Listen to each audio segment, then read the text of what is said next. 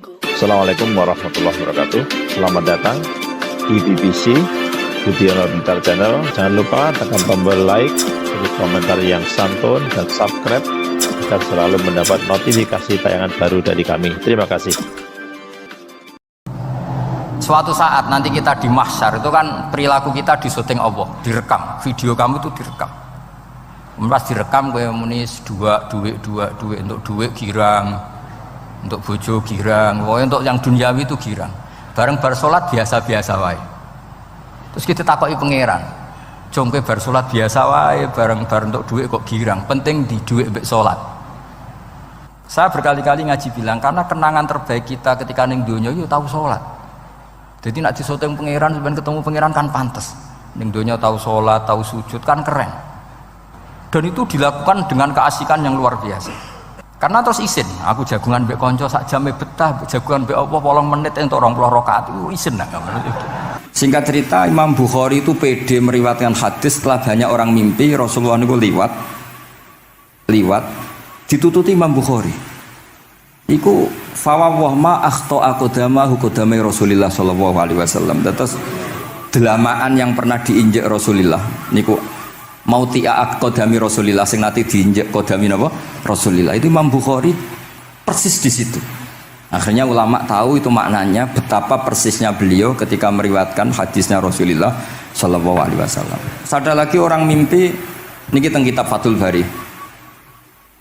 Imam Bukhari itu betul khirbah itu semacam peso kecil. Yadzubu anhu itu kalau ada orang melukai Nabi, dia yang bela-belain supaya orang itu tidak bisa melukai Nabi. Dan itu ditakwil oleh ulama bahwa beliau yang nanti akan mensortir al-ahadis al-maudu'ah, dibuang semua, nggak boleh dinisbatkan kepada Rasulullah sallallahu alaihi wasallam. Jadi kamane itu jasa-jasani pun Imam Bukhari. Terus ketika beliau mau kapundhut, terus Imam Bukhari ketika mau kapundhut itu tertib sekali. Saya banyak membuktikan baik secara bacaan maupun nyata, orang-orang soleh itu kalau mau kapundhut itu tertib. Mulane sampai nak kapundhut aja selonang-selonong. Nak mati ku sing tertib. Sing rapi lah, tertata. Kula cerita sedikit. Bapak kula niku selawase niku tiap tahun nilai kula teng Jogja. Ini mboten pernah memamitkan saya sama ketua teng tempat kerja kula. Niku bapak tindak teng kene kula Jumadil Ula niku sak tak pamitno mbek kancamu, guru-gurumu, kanca-kanca kowe mulai ngenteni aku. Terus bapak Recep kapundhut. Mbah Mun juga gitu, saya menyaksikan sendiri mau kapundhut itu uang dititipkan ke Subab, iki aku nak balekno, nak aku ora balik wis bagi dulur-dulurmu.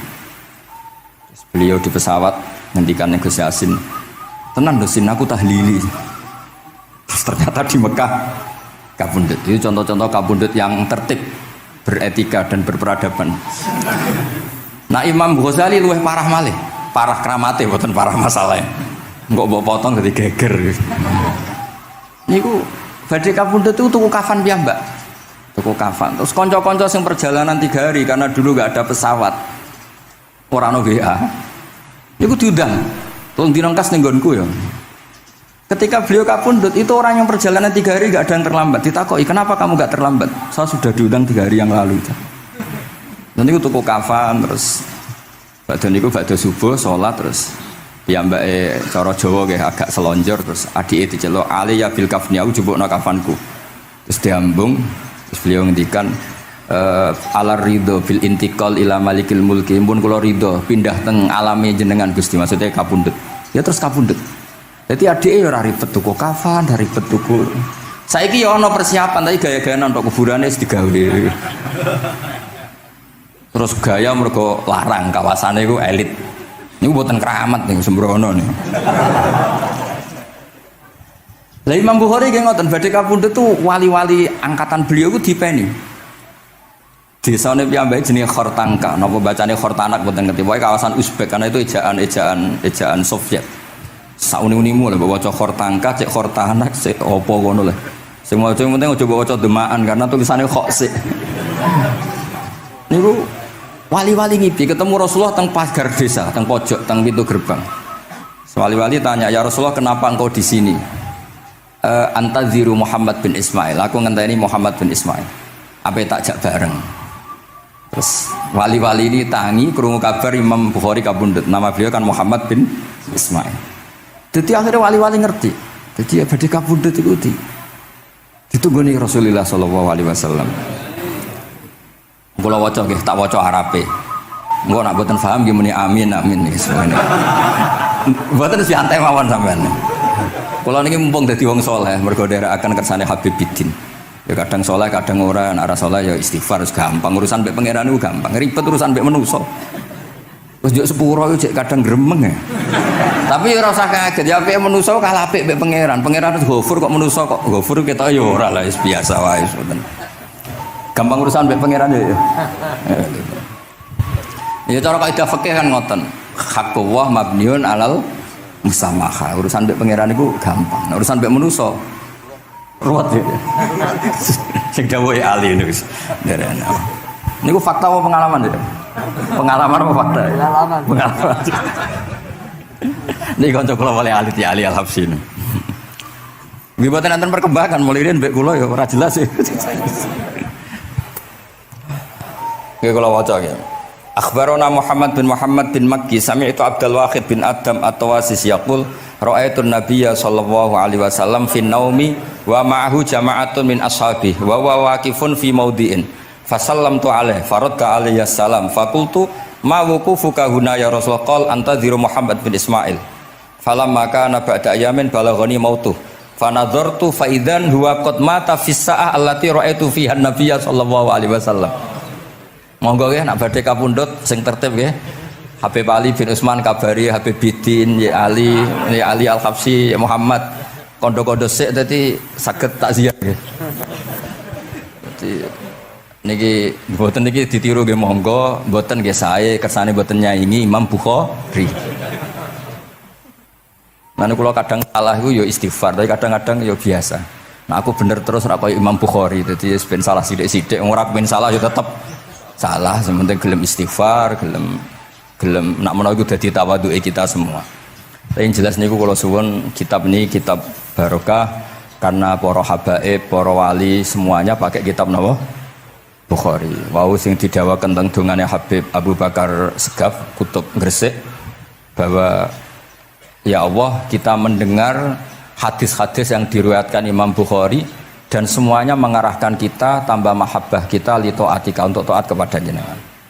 Saya beri contoh satu betapa hebatnya Rasulullah SAW untuk menjaga kenyamanan kita dengan Allah Ta'ala. Misalnya Sayyidul Istighfar yang tadi baru dibaca. Saya berkali-kali bilang wong khusuk-khusuk sing berlebihan. Nah istighfar nuwangis kaya-kaya nasi pendekne mau dosa tok. Sale bar delok wong wedok ning pertolon nuwangis ora barbar. Oke itu bagus karena eling maksiate.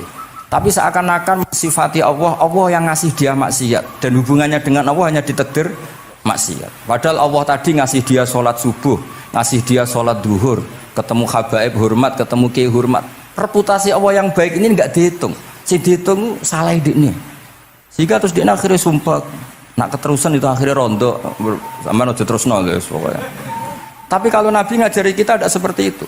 Sayyidul Istighfar diantara kata-katanya tetap Abu ulaka bi ni'matika alayya. Gusti apapun kula niki makili kita loh ya, tidak makili Kanjeng Nabi. Tentu kalimat itu dari Rasulullah. Tapi anggap saja yang baca kita. Ini penting dalam ilmu hadis. Ya Allah apapun salah saya wau kula teng terminal teng napa delok itu oke niku salah Gusti. Tapi kula ditakdir gak nganti zina. Kanggo wong biasa-biasa ngene iki ora nganti zina iku top. Tapi aja terus delok terus iki cerita wae. Dadi delok istighfar tapi ra nganti zina alhamdulillah. Bar delok tok ya istighfar tapi ra takok nomere iku alhamdulillah. Ora moto terus dikeloni ning kamar. Alhamdulillah. Artinya ada sisi nikmat lah. Wong rai pas-pasan wae kok saleh ngono kan top ya. Ora top delok top ra nganti teruse gitu. Dan Quran membenarkan model ngono iku, maksudnya membenarkan itu dimaklumi. Dimaklumi iku artinya yo kelas-kelas ngono iku ayate intas tanibu kabaira matun hauna anhu nukafir angkum sayatikum. Yo kelasé lagi ngono. Tapi maksud saya kowe kudu eling sisi Abu ulaka bi ni'matika alayya. Ya Allah kula delok kok ora zina ya ora takok nomor. Alhamdulillah Gusti jenengan tesih ngreksa kula.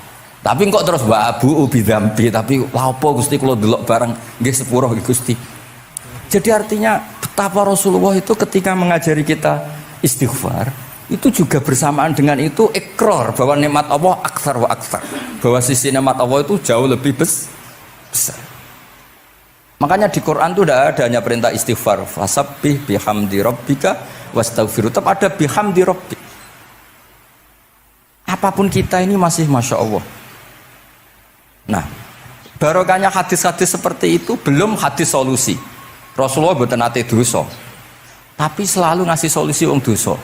Wa atbi'is sayyi'atal hasanata tampuha. Berarti bar delok wedok wayu sawangane kok dosa, golek rondo sing welek tuwek kei dhuwit. Mbah, wau kula badhe maksiat niki kafaroe. Engko amen didongakno kaya corona. Muga-muga panjang apa? Artinya itu mboten niki mboten, mungkin nak kula salah ben dikoreksi Habib Ali. Tapi Habib mun terlambat dadi sungkan mesti. Dadi niki cerita, jadi malah ikrare Habib Abu Bakar Segaf, dawuh-dawuh Nabi itu menginspirasi kita. Belum masalah adamul kunuti wal yasi. Semua orang Islam seluruh dunia itu nggak ada yang putus asa. Meskipun ahlul ma'asi, ahlul kabair. Barokai hadis riwayat syafaati Rasulullah sallallahu alaihi wasallam. Coba kalau kita tidak dengar hadis syafaat, wong sing tahu dosa langsung fatalistik, sing tahu salah tahu fatalistik, sak donya iku ora ono sing wani iman. Perkarane kabeh gak ada salah. Tapi barokah syafaati Rasulillah sing diriwayatkan Al-Kutubus Sittah, sing diriwayatkan kitab-kitab sing muktabar. Akhirnya wong wani iman. Senajan to salah wis wani iman. Engko arep-arep syafaat Rasulillah sallallahu alaihi wasallam. Terus sing ra maca Bukhari, soe tiap pidato sholawat salam kunjuk kanjeng Nabi Muhammad sallallahu alaihi wasallam. Engkang kita tenggo syafaate teng dina sing diarep-arep hubungane mbek Nabi dhewe jarang maca sholawat, sing penting nenggo syafaat. Wis ngono lah, sing penting ku ndadekno iman biwujudis syafaat.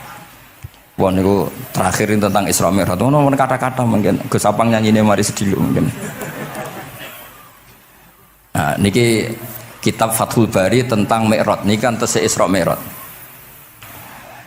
Dados nabi ku ya manusa ya kadang-kadang ya rondok cara boleh dibahasakan ya rondok ra ikhlas. Dibahasano hasud kok kasaran ya rapate ikhlas. Tapi ora ikhlase nabi niku barokah. Riyen kita tahu pertama wajib sholat ku 50. Nabi Ibrahim di langit ke-6, kila 7. Kalau ora roh persise urutane, mergo riwayate beda-beda, ono semene 6 ono semene 7. Mengko ya ora roh dhewe, pokoke nek 6 ya 7. Coba bantah kula. Akhirnya Nabi Ibrahim jenenge capek. Apa mat diceluk wong pancen bae. Dikan salat 50 rakaat. Mendel Nabi Ibrahim, ora biasa bantah.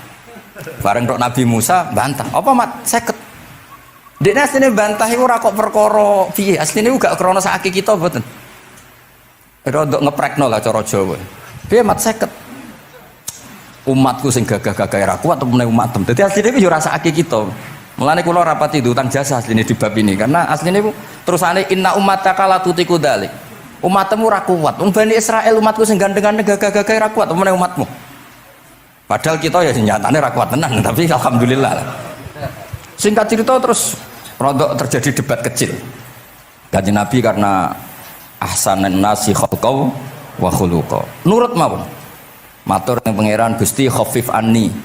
Sampai pangeran disudo 5, berarti itu saya pinten? Matur nang Nabi Musa iki abot papat 5. Jaluk ringanan neh. Sampai akhirnya ping 9. Ping 9 berarti 5 ping 9 kalong pinten? 45. Lha ini sakjane Nabi Musa sae. 5 lae cek jaluk neh keringanan. Waduh nak sido. Niku pun ra sidono wajib salat.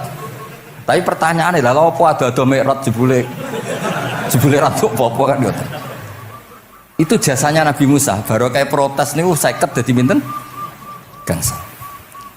Tapi itu sisi Nabi Musa. Tapi kalau niki cerita teng riwayat niki teng Fathul Bari kula waca mawon. Ketika Nabi Musa di langit ketiga atau keempat, ini kan dilangkai Kanjeng Nabi. Dilangkai nu nangis. Nangisnya nu nangis ya nangis protes. Ditakoki ibu malaikat Jibril, kenapa kayak nangis? Grutu itu gak adil guys. Cah wingi yuk ngangkai makomku. Ngrutu wae. Akhire Kanjeng Nabi takok. Niku sinten? Iku Musa. Nembe napa? Ya nembe ngrutu. Sing digrutoni sinten? Pangeran. Lah terus pangeran gak piye-piye, gak wis biasa aja. Mboten niku lho mboten gawe-gawe. Nek ora percaya sampean waca dhewe kitabe. Kok eja sithik-sithik. Terus lah kena apa? Ya mergo sampean luwih enom tapi nglangkai makome, rada ora trima. Marane tabayun kan cara saiki tabayun dikonfirmasi. Kula waca mau narape, mungkin nek sing ra ngandel nggih ben ngandel, nek sing ra ngandel nggih ben ya ben goblok wong tak wacana kok ora ngandel.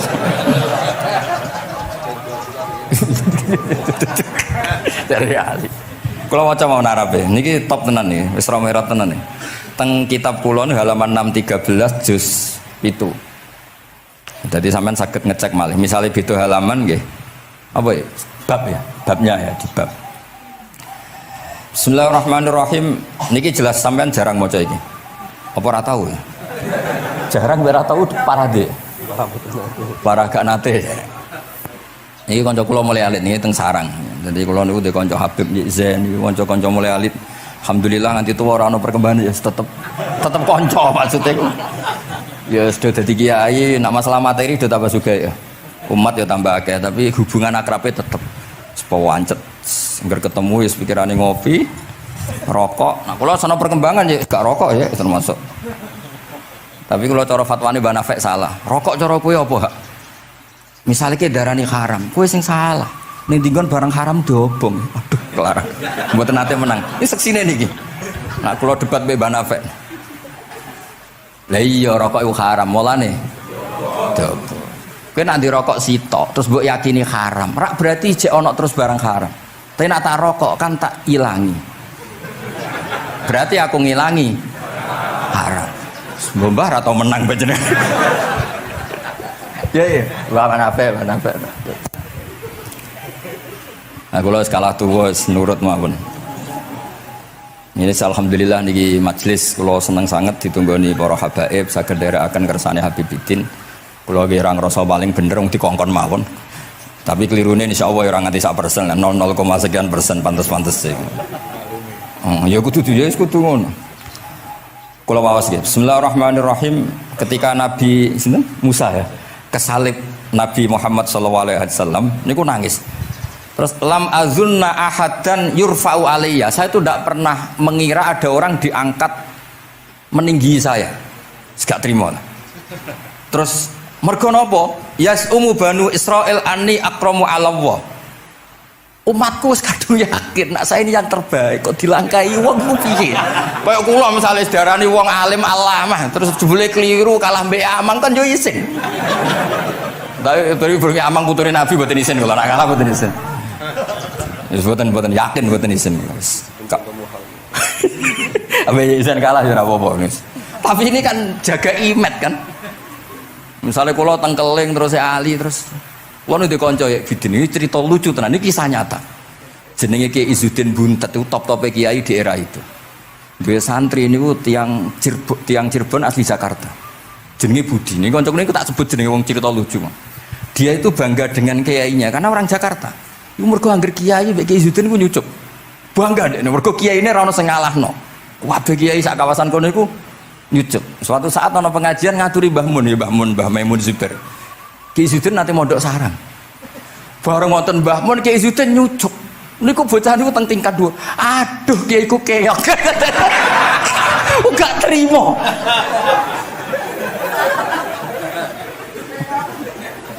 Karena dia ngukur menang kalah ini pakai nyucup.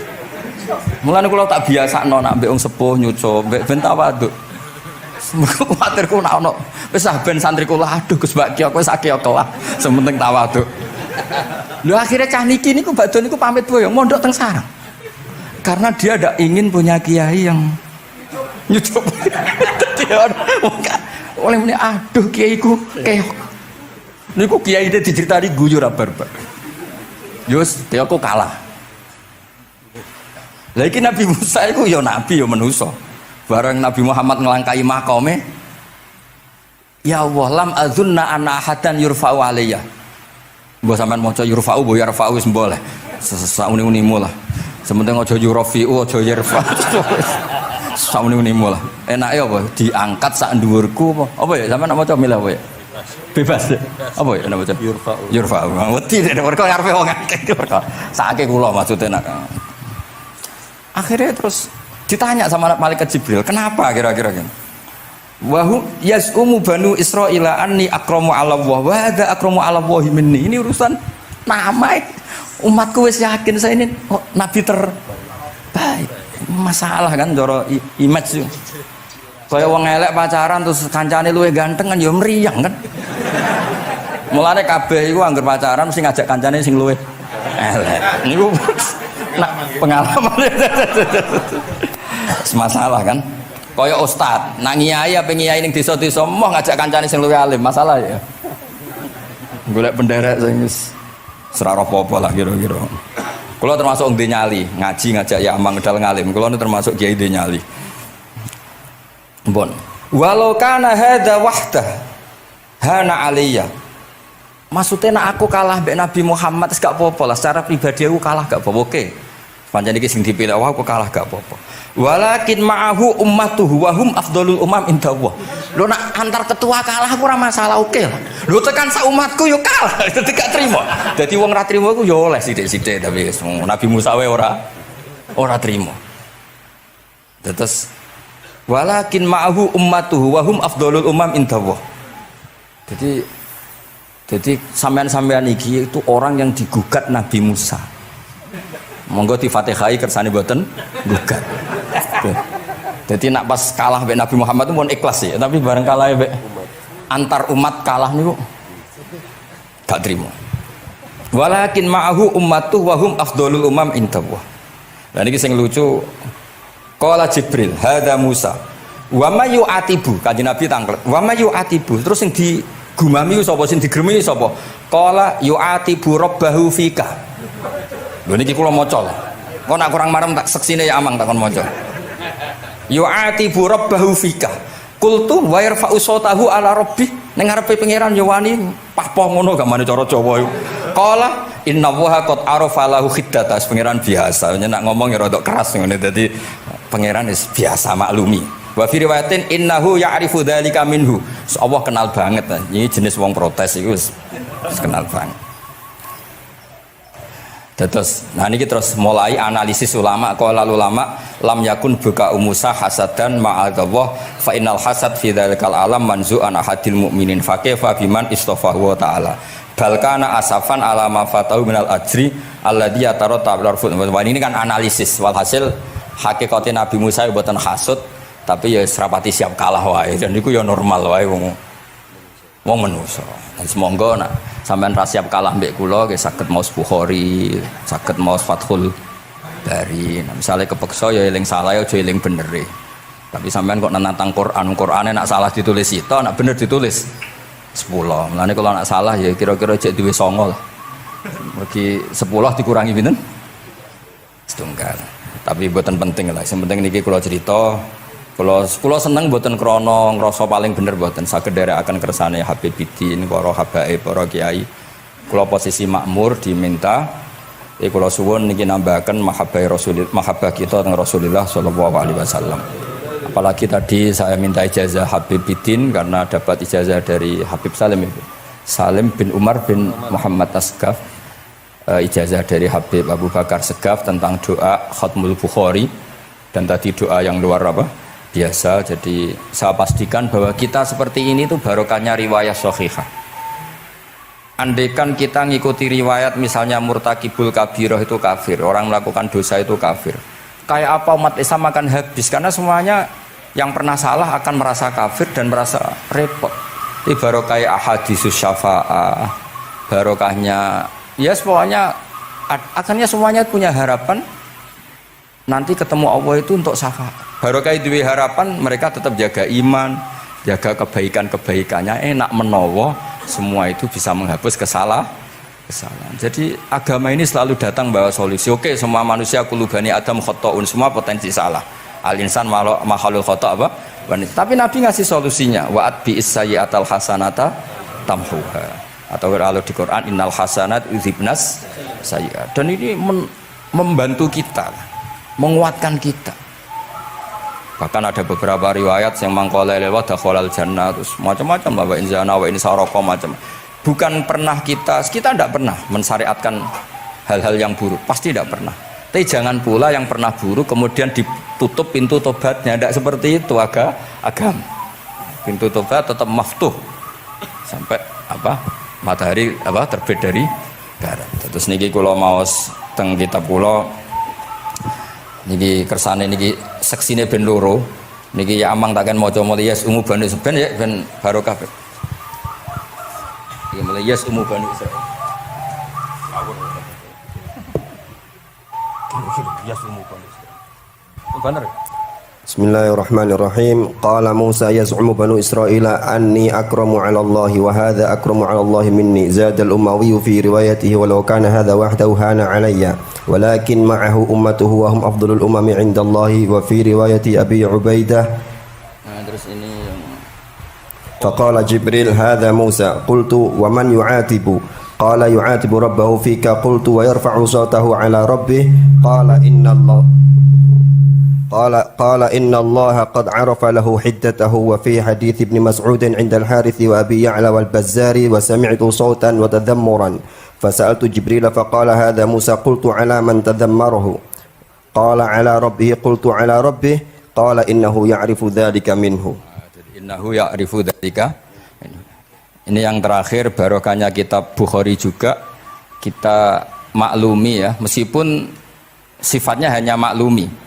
Kalau ada orang satpam, macak satpam sholat, petugas SPBU ketika dengan seragam SPBU gini apa?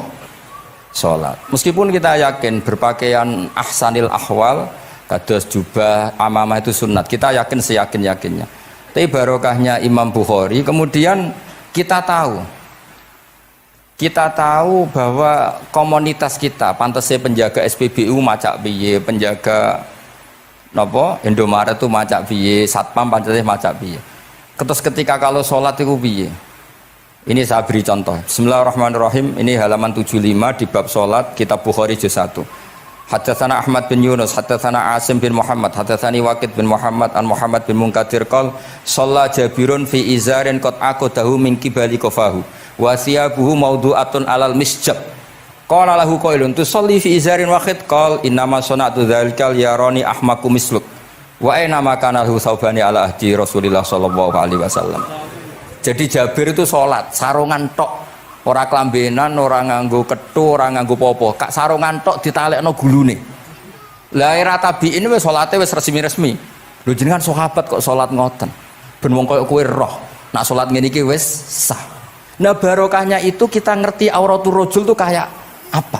Andai kan tidak ada peristiwa itu, maka pakaian yang dipakai Nabi dan sahabat dikira syarat sahnya sholat, sehingga semuanya harus seragam seperti itu. Tapi barokahnya pernah ada sholat seperti itu, kita tahu mana auratul rajul yang harus ditutup ketika sholat. Itu ya barokahnya riwayatnya Imam Bukhari. Terus beliau meriwayatkan qalat Ummu Hani iltahafan Nabi sallallahu alaihi wasallam bisaubin wa khalafa baina tarafaihi ala atikaihi. Terus ini ada riwayat lagi an Umar bin Abi Salamah annahu an nabiyya yusalli fi thawbin wahid fi baiti Ummi Salamah qad alqa tarafaihi ala atikaihi. Oke, jadi kita sepakat sholat yang baik pakai ahsanis siap, pakai formal, tapi tetap ada standar siapapun boleh sholat dengan pakaian yang asal nutupi aurat. Barokahnya ada riwayat seperti itu. Lagi-lagi riwayat ini berkah sekali. Makanya kalau matur nuwun sangat dan sangat hormat adat-adat para habaib yang selalu khataman Bukhari, adat-adat kita yang selalu baca kitab-kitab madaih, kitab-kitab semuanya kita harus syukur, semuanya itu mengawal mazhab ahli sunnah wal jamaah. Dan saya baca seperti ini, kenapa saya bawa kitabnya, biar yang punya kitab bisa nyari di kitab masing-masing. Semoga hanya beda halaman, bukan saya punya Bukhari sampean punya kitab yang enggak Bukhari. Maksudnya tuh dua ini buku ini ngomong. Jadi jelas gitu. Terus adnal ahwal, misalnya pakaian minimal seperti itu penting.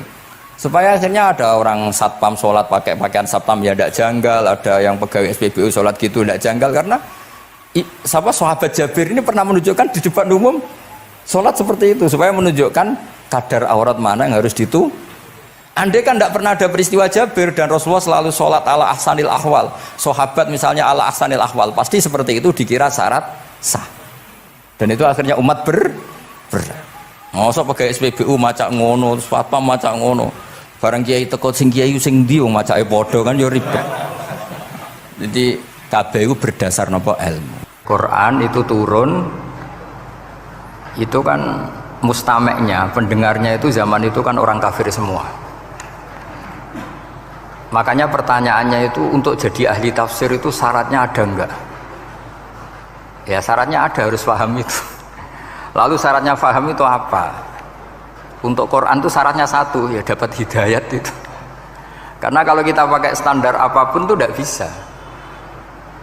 Karena banyak orang kafir dulu karena punya pengetahuan yang baik tentang uslubul kalamil Arab, itu Quran turun itu memahami dan faham. Ini termasuk yang diceritakan Shahibus Shahih, yaitu Imam Bukhari. Imam Bukhari itu cerita ada orang namanya Jubair bin Mut'im, itu kafir. Saya ulang lagi ya, Jubair bin Mut'im itu kafir. Dia datang ke Madinah untuk negosiasi Asra Badrin, tawanan perang Badar. Delalah pas itu Rasulullah SAW memimpin sholat maghrib, baca surat Wattur wa kitabim mastur fi raqim mansyur. Si Jubair ini mendengarkan itu kok enak. Nah dia mulai argumentasi kekafirannya terganggu, logika kekafirannya terganggu. Itu ketika Allah mulai mempertanyakan am khuliqu min ghairi syai'in. Kalau kalian merasa Tuhan, mbok kamu itu merasa hidup tanpa pencipta. Ya sudah, kalau kalian merasa Tuhan sebagai subjek, sebagai aktor sejarah, kalian harus khuliqu min ghairi syai'in. Manusia itu diciptakan tanpa pencipta. Atau amhumul khaliqun, atau kalian memang pencipta. Lalu kalau kalian pencipta, pertanyaannya Allah, am khalaqus samawati wal ard, apa kalian semua atau mereka yang kafir itu pencipta langit dan bumi? Terus bala yuqinun, pasti mereka tidak pernah berpikir sebagai pencipta langit dan bumi. Walhasil ketika surat itu selesai dibaca, Jubair bin Mut'im langsung menemui Rasulullah SAW. Terus dia masuk Islam. Ya, terus dia masuk apa? Islam. Ini bukti bahwa Quran itu bisa difahami orang kafir dan bisa menjadi sababul hidayah. Sebab itu saya pastikan jika Quran itu dikaji orang non muslim dengan niat belajar, itu harus diberi hak.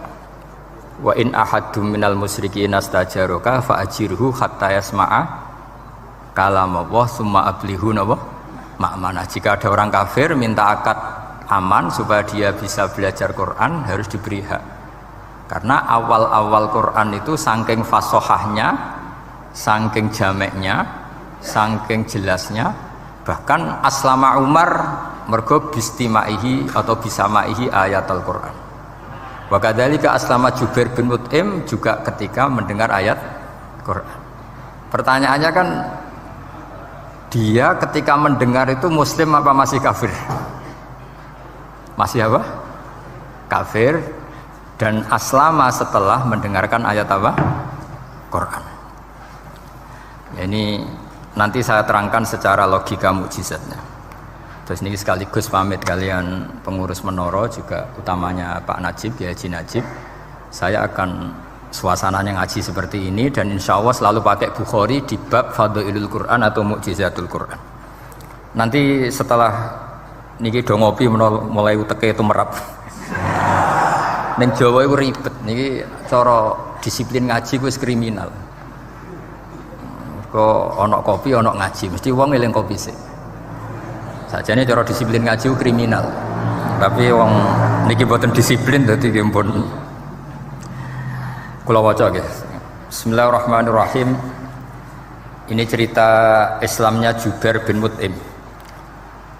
Ya, di Bukhari saya juz 3 halaman 193, kalau di Fathul Bari juz 9 halaman 583. Ini nanti ngaji sampai jam 3. Nanti jadi kalau jam 3 top. Kau yang kita sampean seneng nanti jam 3. Nah, kita ora paham nggih seperempat jam. Nggih, haddatsana al-Humaydi, haddatsana Sufyan, qala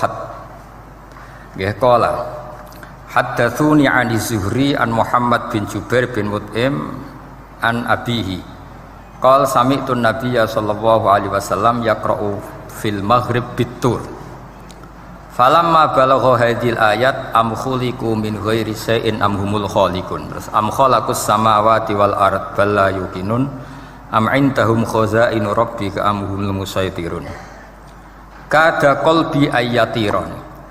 Kada meh-meh apa qalbi ati ingsun iku ayatiro yang to terbang apa qalbi. Hampir hatiku itu hilang, nyaliku sebagai orang kafir itu hilang karena argumentasi saya kalah. Kalah itu ya kalah. Jadi karena Allah itu sangat rasional. Saya berkali-kali kalau ngaji bilang Allah itu zat paling fair, paling kalau boleh dibahasakan tuh ngajak kita sangat-sangat rasional. Saya berkali-kali ngaji bilang untuk menafikan Tuhan selain Allah itu Allah cara nantang itu sederhana sekali. Qul ara'aitum ma tad'una min dunillah aruni madza khalaqu minal ardi am lahum syirkun fis samawat. Kalau kalian punya Tuhan selain saya, kata Allah tidak apa-apa. Asal yang kamu tuhankan itu punya reputasi lah. Ketika aku bangun langit itu ya urun-urun tau apa. Melok gawe langit ora, urun semen ora, kok melok jadi pangeran piye. Jadi aruni.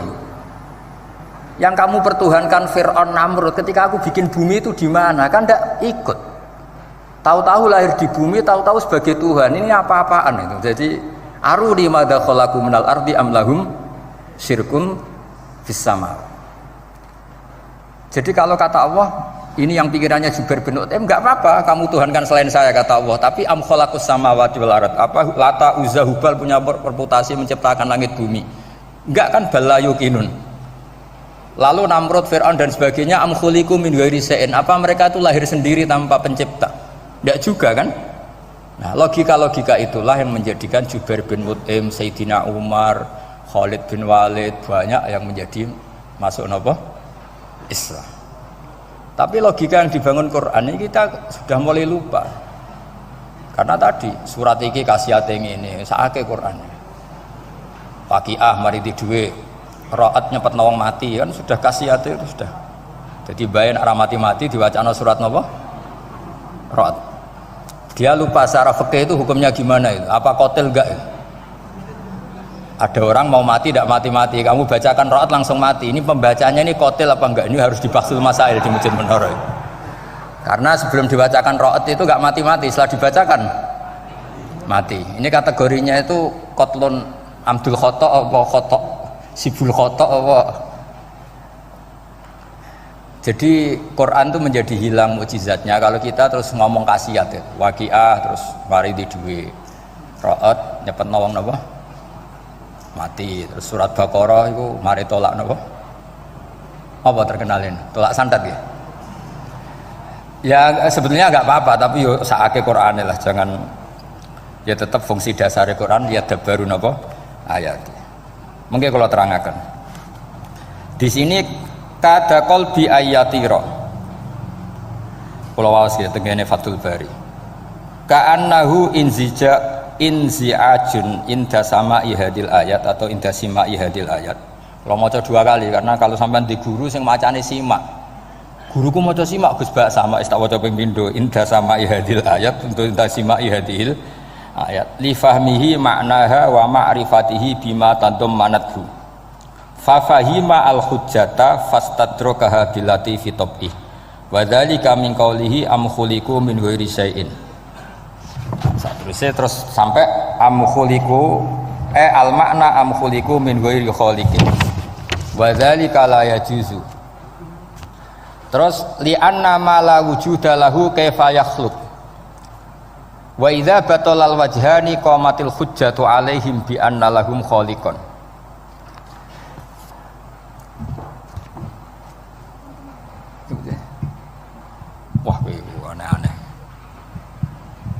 di kegiatan ya biasanya. Lah semulang orang ngrungokno ora senoto mix pokoke. Jadi Islam itu orang harus punya amitus sholihat. Jadi nak gak mulang ya ngrungokno, nak orang nggih nonton apa. Islam itu gampang. Begini ya kalau terang nggih, mboten sing sampean kulino argumentasi Quran. Ketika Allah menafikan Tuhan selain dirinya, saya ulang lagi, ketika Allah ingin menafikan Tuhan selain dirinya, sebenarnya argumentasinya itu gampang sekali. Kita tahu di awal juz 6 misalnya qul ara'aitum ma tad'una min dunillah, ara'aitum di tafsir-tafsir akhbiruni. Coba saya kasih tahu ara'aitum bi makna apa? Akhbiruni. Coba kasih tahu saya. Kalau mereka itu Tuhan apa reputasinya? Aruni, tunjukkan ke saya. Madza khalaqu minal ardi. Ketika aku menciptakan bumi itu mereka urun apa? Fir'aun lahir di bumi, Namrud di bumi, Nabi Isa di bumi. Semua yang kamu tuhankan lahir di bumi. Lalu ketika bumi diciptakan kontribusi mereka itu apa? Mbok kalau yang merasa jadi Tuhan tuh mbok yo gawe lah urun gitu. Gampangane iku yo wong iku ana kualifikasine. Nek dadi kiai iku yo tau mutolaah. Tahu ngaji bafail macam-macam lah soalnya. Nak jadi wong sugih iku syaratnya ya di warisan atau pekerja keras. Kan kabeh ono syarat. Mosok dadi pangeran tanpa kualifikasi. Jadi presiden yang menang di pemilu gitu. Ini jadi Tuhan kok tidak punya reputasi aruni madza khalaqu minal ardi am lahum syirkun fis samawat. Kok jadi Tuhannya bumi ya reputasinya menciptakan bumi. Lah Jubair bin Mut'im itu orang kafir, saya ulang lagi orang kafir. Terus Allah membombardir dengan argumentasi am khalaqus samawati wal ard. Yang kamu tuhankan apa menciptakan langit bumi? Am khuliqu min ghairi syai'in, apa yang kamu tuhankan itu wujud begitu saja tanpa pencipta. Wos pokoknya dibombardir gitu. Sampai beliau tidak kuat akhirnya matur Rasulullah asyhadu alla ilaha illallah wa annaka rasulullah. Jadi dulu itu mukjizatnya Quran itu orang kafir saja tahu. Saking dahsyatnya, logika yang dibangun itu saking dahsyatnya. Dan itu murni argumentasi ilmiah, bukan jimat, mboten. Terus diwaca sakmene ambek poso, iku mboten enten ngoten riyen. Yes, pokoknya memang ilmiah. Saya punya sekian contoh. Sampean boleh nggak percaya, tapi kebangetan ora percaya. Dulu di antara sifatnya Rasulullah, saya sering ya kadang-kadang ya kepengen emosi lah, wong dikandani pangeran kok angel ra karuan. Tapi dulu para nabi itu disifati Allah qad ja'atkum bayyinatum mir rabbikum. Orang-orang kafir dulu disalahkan Allah karena sudah ada bayinah. Bayinah itu kebenaran yang ketok welo-welo, begitu jelas. Sehingga Allah ketika mensifati kekasihnya yaitu Rasulullah SAW, itu status yang ditonjolkan Allah itu apa? Lam yakunil ladzina kafaru min ahlil kitab wal musyrikin munfakina hatta ta'tiyahumul bayinah. Itu siapa? Rasulun minallah yatslu suhufam mutahharah. Orang kafir yang ngotot terhadap kekafirannya, baik ahli kitab maupun orang musyrik, itu tidak akan tercerabut dari akar kekafiran sehingga datanglah bayinah. Bayinah itu kejelasan yang benar welo-welo. Siapa itu? Rasulun minallah yatslu suhufam. Nah, benar welo-welo itu karena argumentasinya dibenturkan. Saya ulang lagi, dibenturkan. Saya beri sekian contoh argumentasi yang dibenturkan. Saya berkali-kali cerita kalau ngaji. Lama sekali, ya saya ulang lagi, lama sekali cara berpikir orang kafir, entah kafir Cina, entah kafir Quraisy itu sama. Di mana-mana Tuhan itu penyelesai problem. Pikiran mereka, kalau problem itu banyak ya Tuhannya harus banyak. Makanya ada dewa petir, dewa dewi keberuntungan, macam-macam. Di orang kafir jahiliyah juga sama. Ini Tuhan spesialis hujan, ini Tuhan apa, sesuai fungsinya. Sehingga ketika Rasulullah itu datang membawa konsep satu Tuhan, mereka protes. Disebut aja'alal alihata ilahaw wahida inna hadza la syai'un ujab. Masa Tuhan satu, padahal problem kita ini banyak. Inna hadza la syai'un ujab, ini aneh. Tapi Nabi secara telaten adu argumentasi. Kalau kamu sebagai pembantu, sebagai budak, lalu majikan Anda banyak, semuanya punya perintah yang beda-beda. Kamu suka apa enggak? Ya tidak suka Muhammad. Enak mana majikan banyak sama majikan satu? Ya enak satu. Tuhan kamu itu majikan kamu. Kalau Tuhan kamu majikan kamu, kalau Tuhannya banyak, perintahnya beda-beda, habis kamu. Ya sudah amat, Tuhannya satu saja. Itu namanya bayinah. Bayinah itu argumentasi yang nggak terbantahkan. Nah, itu yang disebut hatta ta'tiyahumul. Itu disebut daraba wa mathalar rajulan fihi syuraka umutasyakisuna wa rajulan salamal lirajul hal yastawiyani masalah alhamdulillah. Jadi ketika mereka dijak argumentasi, oke mat, kalau majikan banyak itu gak enak, enak majikan satu. Wa rabbukum sayyidukum, Tuhan kamu itu majikan kamu, maka enak satu. Oke Muhammad, kita terima konsep itu. Alhamdulillah akhirnya mereka Islam. Nah sekarang enggak, berjuang ngamuk ya. Dijak logika itu rapati gelem. Nah, begitu juga tentang syarik. Saya berkali-kali kalau ngaji cerita, saya sebagai manusia mungkin atas nama hati saya sering tidak ikhlas, tapi atas nama ilmu itu saya ikhlas terus, nggak pernah ada ikhlas atas nama ilmu ya. Saya beri contoh, sampai aku pengen ikhlas permanen, meskipun aku sepotonganmu ora ikhlas, tapi ini latihan, jenenge latihan. Nah ini saya beri contoh, nanti setelah pulang ngaji ini pasti ikhlas secara ilmu paling enggak. Ya saya ulang lagi secara hati sing roh hati banyak kepentingan lah jenenge hati. Lama sekali kita ikhlas mengatakan ini putih, ya kan? Kertas ini putih apa hitam? Putih. Kamu ikhlas gak? Ikhlas kan? Gak ada yang bayar kan? Kamu mengatakan putih kan gak tak bayar. Terus peci saya ini orang pasti sepakat ini hitam. Dan lama sekali orang mengatakan ini hitam tanpa ada yang gaji. Nah kenapa kita ikhlas? Karena memang faktanya ini putih, sehingga kita katakan putih. Peci hitam faktanya juga hitam, sehingga kita katakan. Pertanyaannya, kenapa ketika Allah kamu katakan Tuhan, kamu udah ikhlas? Padahal kamu mengatakan ini putih-putih, gak ada yang gaji juga mau. Alasannya apa? Karena ini fakta. Gitu. Sekarang Allah Tuhan itu fakta apa enggak? Fakta. Loh kenapa untuk mengatakan Allah Tuhan kamu nunggu opah? Loh itu ngawur tau cara ilmu. Boten ngawur boten. Ngawur kan? Harusnya kalau mengatakan fakta itu yang ikhlas. Putih kita katakan putih, hitam kita katakan hitam, meskipun nggak ada yang bayar. Nah itu ilmu. Maka kalau kita dengan ilmu nyembah Allah mesti ikhlas. Ya Allah memang kau Tuhan ya tak sembah. Atas nama ilmu loh, saya ulang lagi, atas nama. Tapi kalau atas nama hati, Gusti nggih nyembah lah Gusti nyuwun opah lah kalau ini kan.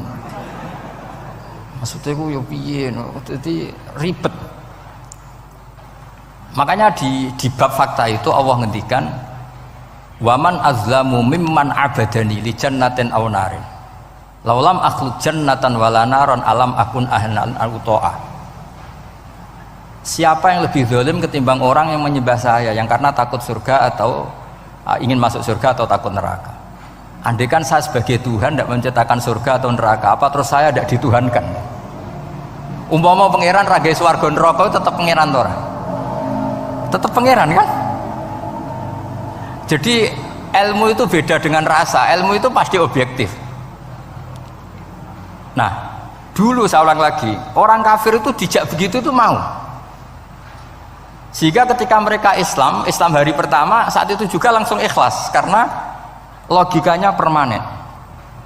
Saya beri contoh, orang kafir itu kan pernah nganggap fungsi Lata, Uzza, Hubal, Manat itu setingkat sama Allah. Padahal mereka oleh mereka dianggap syarik, dianggap setara, dianggap mitra, dianggap sederajat dengan Allah. Sehingga mereka diceritakan Allah balhum qaumu ya'dilun, mereka komunitas kaum yang menyamakan selain Allah dengan Allah. Padahal gak mungkin kan, selain Allah setara dengan Allah kan gak mungkin. Iku dulu lan nerangno kangelane sak pole. Cara gurune kuwi. Iki gurune Kanjeng Nabi Muhammad sallallahu alaihi wasallam. Iku nerangkan sekali itu orang kafir paham semua dan semuanya masuk Islam. Itu hebatnya bayinah hatta ta'tiyahumul bayin. Nabi cara nerangkan diajari Allah begini. Misalnya saya kerja keras, kemudian beli Innova. Ya atau adol warisan beli Innova. Kemungkinannya kan kerja keras atau warisan. Utawa ngerayu mertua kelar tuku Innova, kemungkinan itu sing rodok dake itu jalur pintas ngerayu mertua lewat bojone maksudnya, semacam-macam lah. Apapun itu ciri khas pemilik itu nggak ingin orang lain itu setara dengan dia. Kue kerja keras nabung puluhan tahun beli Innova, kemudian teman kamu udah ikut beli, cara menguasai Innova itu sama dengan kamu. Nak nyiler atau pamit atau bensin ini sok enak ide, kue mangkel gak kira-kira? Kamu punya rumah, terus ana wong mlebu slonang-slonong kayak pemilik, kamu mangkel tak? Mangkel. Nah, Allah cara membuat tamsil itu ya begitu.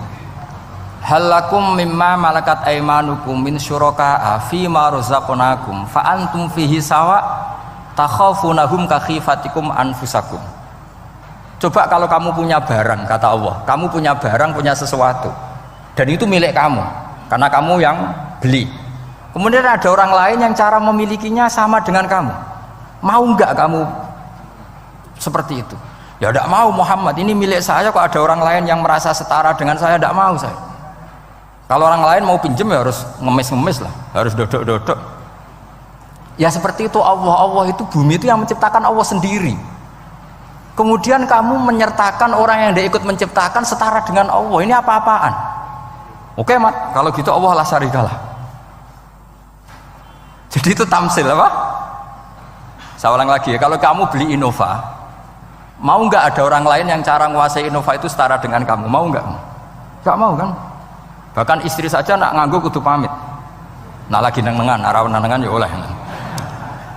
Tapi apapun itu kan tetap saja harus pamit, harus prosedur. Namanya ndak ikut punya. Nah itu kemampuan ini yang mulai hilang di umat Rasulullah. Jadi Nabi itu punya fatona. Fatona itu kecerdasan untuk memberi penjelasan. Disebut orang kafir itu tidak akan infikak, tercerabut dari cara berpikir mereka, munfakin hatta ta'tiyahumul. La bayina itu siapa? Rasulun minallah yatlu suhufam mutahhar. Jadi Nabi itu kalau memberi penjelasan itu gampang sekali. Baik itu penjelasan akidah maupun penjelasan fikih. Dulu di Medina itu abkhosun nasi kailan. Orang Madinah itu orang paling curang kalau dagang dulu sebelum Rasulullah datang.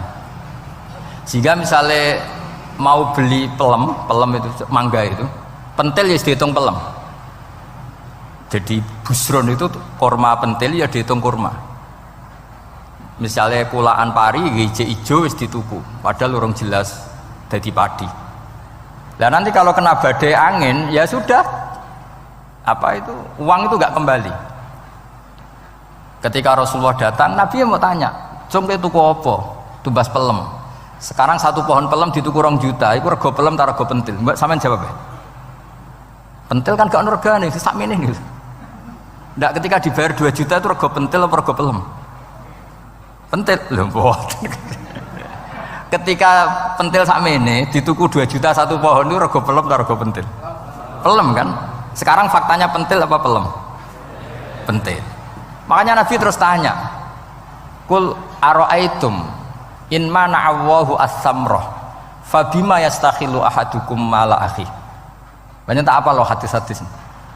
Andai kan nanti pentil ini kena angin, kemudian 2 juta itu bayari apa coba? Diarani bayari pelem rantuk pelem, dibayari pentil itu regane 2 juta wong dipangan yo ora kena. Akhirnya wong Madinah sadar betapa buruknya sistem perdagangan mereka. Wong pentil kok diregani 2 juta. Semenjak itu ada fikih boleh jual pentil itu ba'da budui sholahiyah, setelah jelas-jelas jadi pelem. Paham ya? Dan Nabi cara nerangkan gampang, fabima yastakhillu ahadukum mala akhi. Lalu alasan halal itu apa? Kamu mengambil uang 2 juta atas nama apa? Atas nama pelem ya Rasul, di peleme. Atas nama pentil, mosok pentil regane 2 juta. Jadi akhirnya orang Madinah sadar semenjak itu tidak jual buah-buahan qobla budui sholahiyah, sebelum kelihatan berstatus napa? Samroh buah. Jadi Nabi itu orang yang kalau menjelaskan itu gampang sekali. Dulu itu Nabi pernah dibully orang Bedui. Nabi pernah ngendikan la adwa wala tiarota wala hamah, tidak ada penyakit menular. Ya ada orang Bedui itu iseng itu ya iseng. Ada unta gudiken dijejero unta waras, akhirnya sing waras melok gudiken. Si Bedui ya rodok kurang ajar. Rasulullah ditimbali, ya rodok kacau ngene. Alhamdulillah agak wong kudus nih. Ya Rasulullah, katanya engkau tidak ada penyakit menular. Ini onta ini tidak gudiken, tak jejeri yang gudiken ikut gudiken. Terus Nabi banget pinter ya. Dikira Nabi itu kan kalah ya. Nabi jawabannya enak. Faman a'dal awwala.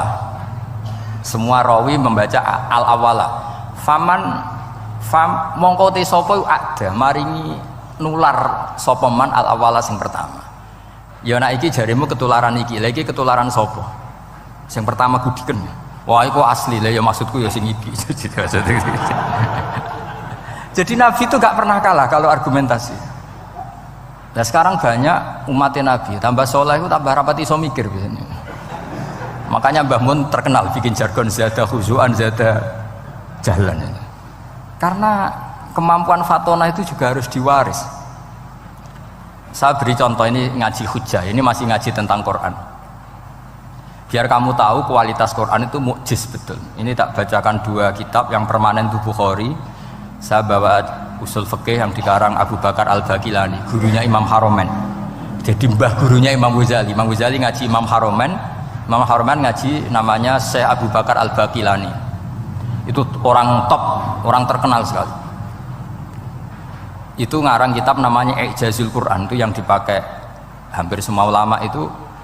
Saya pernah belajar itu pas musim haji.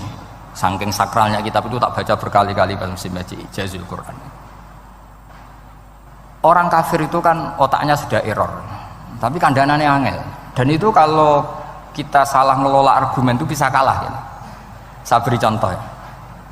Ketika Nabi Musa memaklumatkan sebagai nabi, itu Fir'aun tanya, "Wama Rabbul Alamin?" Lalu Tuhan Rabbul Alamin itu siapa? Jawabnya Musa ge normatif, Rabbus samawati wal ard, yang nuhani langit dan bumi. Fir'aun enak aja, gampang. Ma'alimtu lakum min ilahin ghairi. Saya jalan-jalan kemana-mana yang dituhankan di bumi saya, berarti ya saya Tuhan. Soal kemungkinan Tuhan di langit, terus Haman dipanggil. Haman itu arsitekturnya Fir'aun. Ya Haman ibnili sorkhal ali abluhul asbab as-samawati fa'attali'a ila ilahi Musa.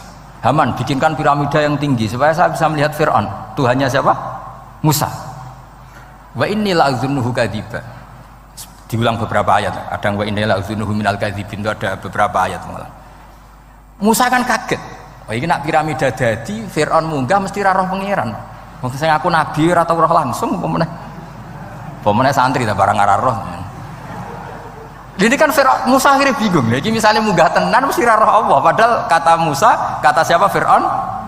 Ibnili sorkhal ali abluhul asbab as-samawati fa'attali'a ila ilahi Musa. Kemudian saya bisa melihat Tuhannya siapa? Musa. Wah jare Musa, wah prono iki nak munggah tenan tetep ra roh Allah, jare Allah gak ono. Wong Firaun wis kadung geblek. Angger gak roh berarti gak ono. Apa yang dilakukan Nabi Musa? Beralih argumen. Saya ulang lagi, beralih argumen.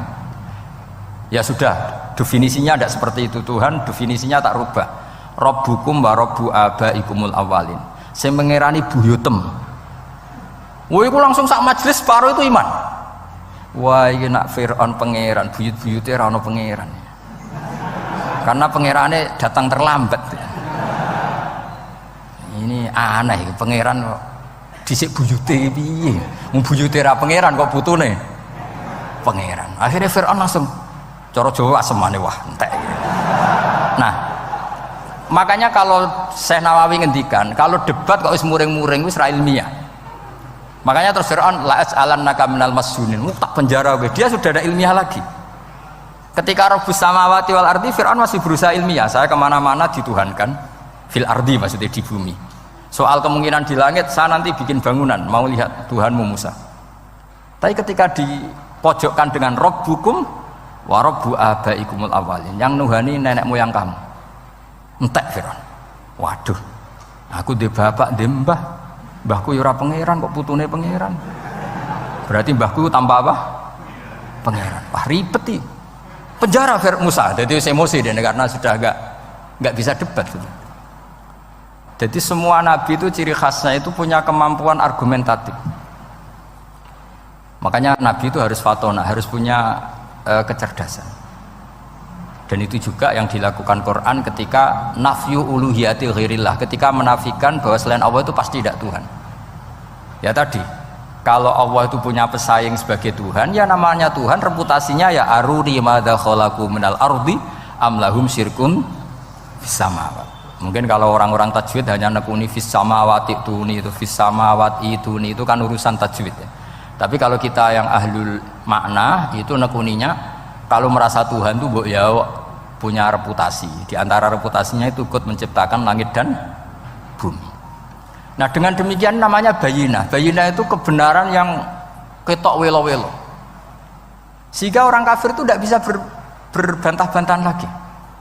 Nah, ini disebut lam yakunil ladzina kafaru min ahlil kitab wal musyrikina munfakina hatta ta'tiyahumul bayinah. Bayinah itu siapa? Rasulun minallah yatlu suhufam mutahharah. Makanya orang kafir dulu itu matur nuwun tenan mbek Islam. Mergo qad ja'atkum bayinatum mir rabbikum. Bayinah itu harus ada. Makanya kita sekarang harus sesering mungkin bikin bayinah. Misalnya begini, saya ini kan kiai. Kiai itu kan untuk menunjukkan bahwa yang paling membahagiakan itu sholat. Ya tersiksa kita itu kita kalau tidak sholat, kita tidak sholat. Ono kiai kok tersiksa radi duwe, itu rapati kiai. Mereka berarti orang dadekno sholat itu himmah. Nah caranya gimana? Kita latih, misalnya begini tak, sampean tak latih, nak sampean ora paham berarti ra kiai. Kudu paham, nak paham berarti wis kiai. Suatu saat nanti kita di mahsyar itu kan perilaku kita disuting Allah, direkam, video kamu itu direkam. Pas direkam kowe muni duit untuk duit girang, untuk bojo girang, pokoknya untuk yang duniawi itu girang. Bareng bar salat biasa-biasa wae. Terus kita takoki pangeran, jong kowe bar salat biasa wae, bareng untuk duit kok girang. Penting di duit mbek salat. Mau sini-sini wong, misalnya ketemu pangeran ngoten kan di sini-sini wong. Beda dengan Rasulullah. Rasulullah itu anggar radi sumpek nonton mloko ngator ngidul ngaron ngidul sampai ngendikan arifna ya Bilal, tolong saya kasih istirahat ya Bilal. Ketika Bilal datang ngetuk pintu, ya Rasulullah as-sholat, Nabi terus sempurna karena mau ketemu kekasihnya. Makanya ngendikan wa qurratu aini fis sholat, sempurna. Jenenge fis sholat itu sempurna. Saya berkali-kali ngaji bilang karena kenangan terbaik kita ketika ning donya yo tahu sholat. Jadi nak disoteng pangeran, sebenarnya ketemu pangeran kan pantas. Ning donya tahu sholat, tahu sujud kan keren. Nah, hal-hal seperti ini tuh harus dijelaskan. Sayyid Zainal Abidin itu nak sholat itu aslinya mau kepengen 2 rakaat, sholat sunat mau kepengen 2 rakaat. Tapi setelah sholat itu dia merasa ya Allah, matur nuwun jenengan kasih rezeki sholat, sehingga terus sholat lagi sebagai syukur diberi sholat 2 rakaat. Saking syukurnya sholat lagi itu nggak tahu akhirnya setiap hari itu 1000 rakaat. Dan itu dilakukan dengan keasikan yang luar biasa. Karena terus isin, aku jagungan mbek konco sak jame betah, jagungan mbek apa 8 menit entuk 20 rakaat itu isin lah.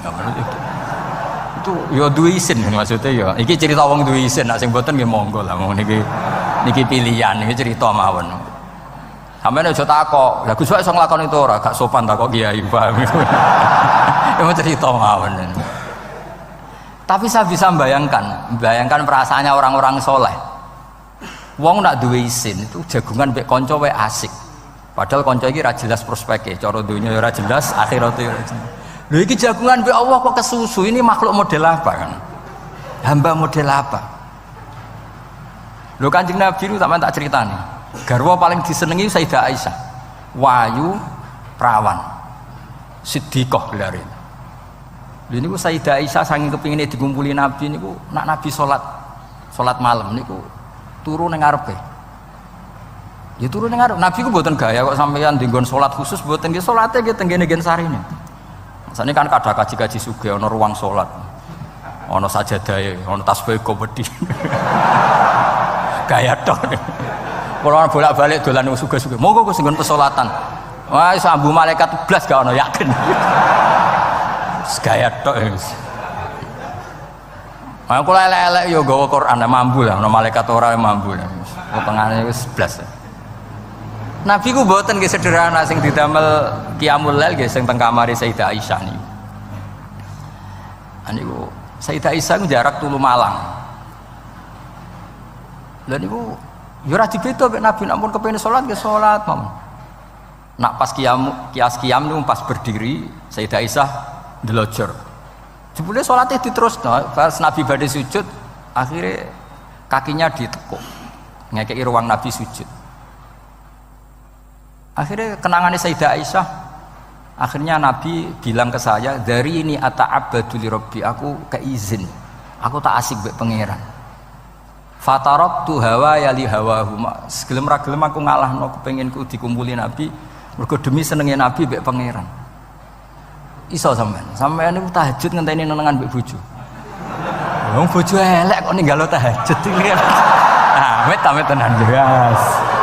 Dan ini anak bojone ayu malah ra tau napa? Tahajud. Wis musibah tenan iki, wis musibah. Nabi ku garwane ayu, Aisyah. Lho niku mboten pas teng Sauda, lho pas teng Aisyah. Lho niku sing nyekseni nak Kanjeng Nabi jumeneng nganti mlentoh niku Aisyah. Gak tau mikir kok Aisyah. Lho jajal kete bojo ayu, kok bergak tahajud. Pas rukun lho ya, nak ra rukun agak tunggale, pas rukun. Lagi agak tahu mikir, wong neng Sayyidah Aisyah pas rukun qiyamul lail nganti swaromat qadamahu nganti melentok. Ketika dijawab, bukankah engkau sudah dimaafkan mata qaddama min dzambika mata akhir? Jawab Nabi, afala akunu abdan syakur. Kayak apa? Karena tadi ketika Nabi sholat tuh asik. Siapa yang bisa menandingi keasikan seorang hamba dengan kekasihnya, yaitu Allah Ta'ala. Dan itu yang ditiru duriah-duriahnya kayak Sayyid Ali Zainal Abidin. Kan sekali sholat itu asik. Makanya ada wali ditanya, kamu masuk surga, Gusti wonten sholat mboten teng swarga. Nak mboten sadok mboten usah jare. Nak kowe mlebu swarga seneng kan hore ra usah subuh kan. Mengane potongan aku angel mlebu swarga. Karena tadi kepen mlebu swarga ben bebas subuh, bebas Jumatan. Berarti selama ini kamu ngambut syariat itu problem, napa? Masalah ya, berarti ngambut syariat itu masalah. Ning donya haram nyabu, sebayangno ning swarga ape napa? Nyabu. Mergo ana wa khamril ladzatil lisyaribin la fiya ghulu wa lahum anha yunsaf. Jadi orang-orang baik itu ukurannya itu, makanya saya bilang mungkin kita ndak ikhlas secara hati. Karena hati kita ya taqallab molak malik. Tapi kita harus ikhlas secara ilmu. Nggih, ikhlas secara napa? Ilmu. Yaitu tadi caranya saya ulang lagi ya. Kamu mengatakan ini putih-putih kan ndak ada yang bayar kan? Paham ya? Karena ini fakta. Dan sekarang Allah jadi Tuhan itu fakta apa enggak? Fakta. Kenapa kamu mengatakan Allah Tuhan nunggu dibayar surga? Itu memalukan apa enggak? Nah, di bab ilmu kita harus ikhlas. Meskipun hati kita sebagai manusia mungkin tidak ikhlas. Ini fatwa Imam Ghazali. Jadi ilmu itu segala-galanya. Makanya disebut fa'lam annahu la ilaha illallah. Bukan fas'ur. Fas'ur itu rasakan kalau Allah itu Tuhan, enggak, tapi fa'lam. Karena kalau rasa itu kan tawakal tok, orang mergawe ora di duit. Padahal pokoknya rasa itu kadang ya umat tawakal ya, kabeh ku pangeran. Tapi kadang-kadang wah tawakal tok orang mergawe ya kere. Iya ujug-ujug muni ngono. Padahal ya Islam, kadang ya tamatan madrasah ngomong ngono. Karena hati sing ngomong ngono iku hati. Lesan kan hanya terjemahan, hanya penerjem. Tapi kalau ilmu enggak, ilmu tetap sadar. Enggak bisa sesuatu tanpa melibatkan Allah Subhanahu wa ta'ala. Kalau suwun niki ada napa? Makalah sing kula simpen napa? Akhirnya terus Jubair bin Mut'im niku masuk Islam karena logika yang dibangun oleh surat At-Tur ya, itu tidak meninggalkan logika yang selama ini dipakai, yaitu menuhankan Lata, Uzza, Hubal dan sebagainya. Terus Allah bertanya, yang kamu tuhankan itu apa reputasinya? Am khalaqus samawati wal ard, apa pernah menciptakan langit bumi? Seterusnya dan seterusnya. Akhirnya mereka sadar yang layak jadi Tuhan itu hanya Al-Khaliq sebagai pencipta. Yang tidak pencipta tidak usah jadi Tuhan. Makanya Iqra bismi rabbikal ladzi khalaq. Ya sama ya, Yuhannas wa'budu rabbakum. Rabbakum siapa? Alladzi khalaqakum. Jadi syarat pertama jadi Tuhan itu satu, harus berstatus Al-Khaliq sebagai pencipta. Padahal kalau sebagai pencipta pasti selainnya itu nggak mungkin berstatus pencipta. Apalagi pencipta langit bumi, semuanya lahir di bumi. Nah, ini faqamatil hujjah. Kemudian argumentasi Islam ini begitu kokoh, dan ketika kokoh itu tidak akan terkalahkan. Itu disebut bal naqdhifu bil haqqi 'alal batil fayadmaghuhu fa idza huwa zahid. Makanya saya berkali-kali bilang ngaji Quran itu ya harus ada ilmu manteknya, entah berapa kadarnya harus ada ilmu mantek. Saya beri contoh. Di Quran itu ada ayat, ya ada ayat yang bunyinya begini. Kebatilan, ya apa? Kebatilan. Itu diistilahkan Quran itu wa ma yubdiul batil wa ma yu'id. Saya ulang lagi. Wa ma yubdiul batil wa ma yu'id. Saya tasrif abda'a yubdi'u, memulai. Wa ma yubdi'u lan ora iso memulai apa al batilu barang batil. Wa ma yu'id lan ora iso kembali. Kebatilan itu tidak bisa memulai dirinya sendiri karena tidak pernah wujud. Kebatilan itu sesuatu yang nggak pernah punya eksistensi sehingga memulai dirinya aja tidak bisa. Misalnya begini, peci ini hitam. Pernah nggak dibenarkan orang yang mengatakan ini putih? Nggak pernah kan? Pernah nggak terjadi 2 ditambah 2 itu 100? Nggak pernah kan? Sama, uluhiyatul asnam. Saya ulang lagi, uluhiyatul asnam itu adalah amrun sing la yubdi wala wujuda lidzati. Apa status ketuhanannya Fir'aun misalnya, status ketuhanannya Namrud itu pernah terjadi apa enggak? Enggak pernah kan? Nah, makanya Quran istilahkan kebatilan itu memulai dirinya saja enggak bisa. Bagaimana bisa nandingi barang hak? Memulai dirinya aja enggak mungkin. Karena memang enggak pernah ada la wujuda lahu aslam, hakikatnya enggak pernah wujud. Sekarang saya tanya, uluhiyatul asnam, uluhiyatul lat, uluhiyatul uzza, uluhiyatul hubal, uluhiyatul fir'aun, uluhiyatul namrud, semuanya pernah ada enggak? Enggak ada kan? Makanya qul ja'al haqqu wa ma yubdi'ul batilu wa ma yu'id. Barang hak itu nyata dan barang batil itu memulai dirinya saja enggak? Ya enggak mungkin kan? Pernah enggak Fir'aun jadi Tuhan terus dibatalkan Musa? Dari awal ya memang enggak Tuhan, cuma dia agak ngerti kalau enggak Tuhan itu saja kan. Tapi dari awal Fir'aun kan enggak pernah Tuhan. Makanya sekali kul ja'al haqqu mesti wazahaqal batil, karena batil ini la wujuda lidzatih, batil ini enggak pernah wujud. Lah logika gini harus dibaca dengan mantek. Caranya gimana? Kita harus belajar ilmu logika. Ilmu logika itu begini, kata Fathul Bari, hadhil makhlukot, ini kan langit bumi kadung maujud. Kamu bilang bumi ini ada, ya di mana-mana barang ada itu penyebabnya ya sesuatu yang ada. Makanya ilmu tauhid ngajari kita, pertama sifatnya Allah kita sebut wujud, karena hadhil maujudat mesti kholaqu hal maujud, masa hadhil maudak. Makanya kata kita Fathul Bari itu, kenapa Quran itu tidak menang kritik orang ateis? Yang dikritik itu kesalahan Yahudi, kesalahan Nasrani, tidak pernah kritik orang ateis. Kata Imam Fathul Bari, idlamu qawamata itu tidak imbang, terlalu gak masuk akal, jadi gak dianggap pemain. Lah wong misalnya terus wong kok debat mbek wong ini, bumi ku wujud ora? Ya wujud, sing gawe gak wujud. Bumi ono ta ora ono, sing gawe ora ono. Kan ngajak goblok bareng kan. Maksudnya ku nak goblok ya dikira-kira lah, maksudnya ku nak lumayan kan, misalnya zaman kita mungkin wong Jawa kuno, bumi ku wujud, sing gawe apa? Baik, kan lumayan, pokoknya sing penting ku ono sing gawe sil. Soal kok sing gawe rodok keliru kok dibenerno lah, tapi ono sing gawe sen. Iki ora, barang wujud penyebabnya itu tidak. Berarti adamun yakhluqu maujudan, barang ra ono tapi nyiptakno sing wong darani ra ono iku mesti ra duwe ngefek apa kok darani. Itu aneh kan, sesuatu yang enggak ada menciptakan yang ada. Nah beda dengan agama yang lain, meskipun menyebut Tuhan itu 3 atau menyebut Tuhan itu salah, tapi kan menyebut wujud gitu. Lah iku ana lumayane karek beneri sithik lah. Lah Islam lagi datang wujud sing pencipta itu jenenge Allah Subhanahu wa taala. Akhirnya sing darani liya-liyane kon ikut darani ku Allah taala. Nah artinya gini, ateis itu tidak rival karena terlalu lah, mosok akal sehat dijak goblok bareng. Ya aku mau hadhil maujud khalaqahul adam, ini wujud tapi penciptanya enggak ada. Lah nyiptakno apa ya ora ono.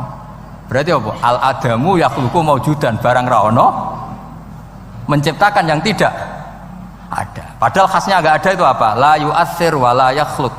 Jenenge barang enggak ada pasti tidak bisa menciptakan. Jadi ben sampean ngerti ya. Jadi supaya lah itu yang dimaksud amkhuliku min ghairi syai'in. Jadi saya ulang lagi ya, dalam ilmu kalam itu wa indana syai'u huwal maujudu wa sabitun fil kharijil maujudu. Yang dikatakan itu sesuatu yang wujud. Jadi kalau hadil maujudat, alam ini ada, pasti penciptanya sesuatu yang ada. Nah karena pencipta itu ada dan dia pencipta, mau tidak mau bersifat qadim. Masa yang menciptakan wujudnya dulu yang diciptakan, maka harus berstatus apa? Qadim. Ya dados kula suwun wae kula insyaallah tetap ngaos ulumul Quran saking kitab Bukhari. Niki cerita-cerita tiyang kafir mendengarkan Quran kemudian faham. Makanya dalam muqaddimah Majmu' yang dikarang sarah-sarah sekarang itu ada 6 doktor dari Al-Azhar ngarang kitab Sarah Majmu'. Karena dulu dikarang Imam Nawawi tapi hanya sampai bab riba. Terus diteruskan oleh 6 doktor dari Al-Azhar. Di antaranya ada penjelasan begini. Islam itu datang dengan hujjah. Wa hadhihi la yukawwinuha as-sayf. Wa innama tukawinuha al-hujjatu wal barohin. Islam itu datang dengan argumentasi dan itu tidak bisa dipaksakan pakai pedang tapi pakai logika. Ya kayak tadi yang saya contohkan, semua nabi pasti ngendikan qad ja'akum bayyinatum mir rabbikum. Bayyinah itu logika yang ketok welo-welo. Di antaranya tadi yang dibangun Rasulullah ketika ngadepi Jubair bin Mut'im, ngadepi Sayyidina Umar, ngadepi Khalid bin Walid dan banyak. Akhirnya aslamu khina sami'ul Quran. Mereka Islam ketika mendengarkan Quran. Karena tadi Quran ini datang dengan argumentasi yang tidak terbantahkan. Makanya di sini disebut di kitab ini, saya bacakan kitab Ijazul Quran karangannya Abu Bakar Al-Baqilani. Halaman 13. Kan di Quran ada ayat begini ya. Fa'aradu aktsaruhum ya. Kemudian ketika Quran turun, itu banyak yang berpaling dari Quran dan itu disalahkan Allah. Berpaling dari Quran itu disalahkan Allah. Kata Abu Bakar Al-Baqilani, ini ilmu usul fikih. Walau la annahu hujjatun lam yadurrohum al-i'radu anhu. Walai saliko ilen ayaku lakot yakunu hujjatan wa yahtaju fi kauni. Penting kan? Sampai orang disalahkan mengabaikan sesuatu, itu kalau sesuatunya penting apa tidak penting? Penting. Orang kafir itu disalahkan karena mengabaikan Quran, padahal Quran itu super penting. Sehingga kalau orang kafir dengan Quran itu pasti iman, asal mau dengar. Nah, ketika mukjizatnya Quran ini muncul dan bisa mengalahkan semua argumentasi orang-orang kafir, pilihannya orang kafir hanya satu. Ojo sampai uang itu krungu Quran, mengko mesti iman. Makanya mereka bilang wa qala alladzina kafaru la tasma'u li hadzal Qur'an walghaw fihi la'allakum taghlibun. Jadi kamane kowe ndek kanca ganteng, pinter, sugih. Satu-satunya cara pacaran merasa seneng jejak apel. Kuwi ku mesti kowe kalah.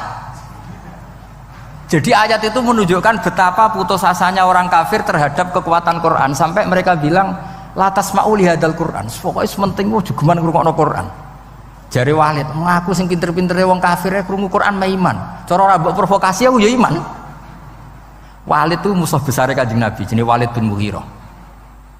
Niku diken ngomentari Quran disewa, cara sakniki disewa.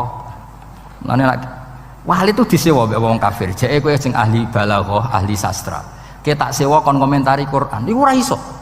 Orang sekarang dalil-dalil wa may yatawallahum minkum fa innahu minhum. Kalau berkawan orang kafir, maka dia menjadi kafir. Itu kan fatal. Semua nabi ya berkawan orang kafir karena dakwahnya memang sama orang kafir. Lo coba andaikan sampean hafal Quran itu sama teori itu tuh mungkin menyedihkan. Coba istilahnya Quran wadhkur akho'at wa ila adin akhawum huda wa ila samuda akhawum. Terus semua umatnya yang kafir disebut akhawum. Akhaw itu artinya apa? Saudara. Mereka ya berkawan sama orang kafir. Makanya butuh analisis fikih untuk maknani wa may yatawallahu minkum fa innahu. Setelah dianalisis fikih ternyata semua nabi diistilahkan wa ila madyan akhahum syuaiba wa ila adin akhahum huda. Akhaw itu artinya apa? saudara. Kalau sama tanya, lalu logikanya gimana? Kata kitab-kitab kan wa in kana dasarin fajanibhu suratan. Kalau ada teman buruk, jauhi. Kalau teman baik, temani. Kalau cara usul fikih gampang. Kancanan maling dosa, wong kok kancane maling. Tapi nak dakwai maling. Apik kan? Aku ora ngancani kok dakwai dandani. Selesai kan? Ngancani maling elek, nak dakwai maling. Apik. Demenan rondo elek, nak didik apik kan, itu seperti itu. Nah, ini penting kalau aturaken. Dan di sini ini makanya NU itu punya sejarah panjang, banyak wali-wali yang jadab, yang coro zahir itu kancanan wong fasik-fasik. Orang syariat bingung, ini wali kok berteman orang fasik. Ya kalau kamu bahasakan teman ya masalah, kalau kamu bahasakan ini binaan. Enggak, sama jawab saja. Kalau dibahasakan teman masalah enggak masalah kan, tapi kalau dibahasakan itu binaan. Selesai kan? Sama, Nabi berkawan orang kafir itu tidak karena berkawan, itu binaan Nabi. Memang Nabi itu jadi Nabi, objeknya adalah mengislamkan orang kafir. Ya berlama-lama Nabi dialek dengan mereka, muasyarah sama mereka. Bahkan Nabi diharuskan bersikap baik sama mereka. Itu yang disebut fabima rahmatim minallahi lintalahum walau kunta fadzan ghalidhal qalbi lan faddu min hawl. Tapi sekarang itu orang sudah tidak pakai ilmu. Orang-orang radikalisme itu nggak pakai usul fikih. Pokoknya kalau ada ayat terjemahnya gini ya sudah, itu jadi madhab. Akhirnya kecelakaan seperti ini.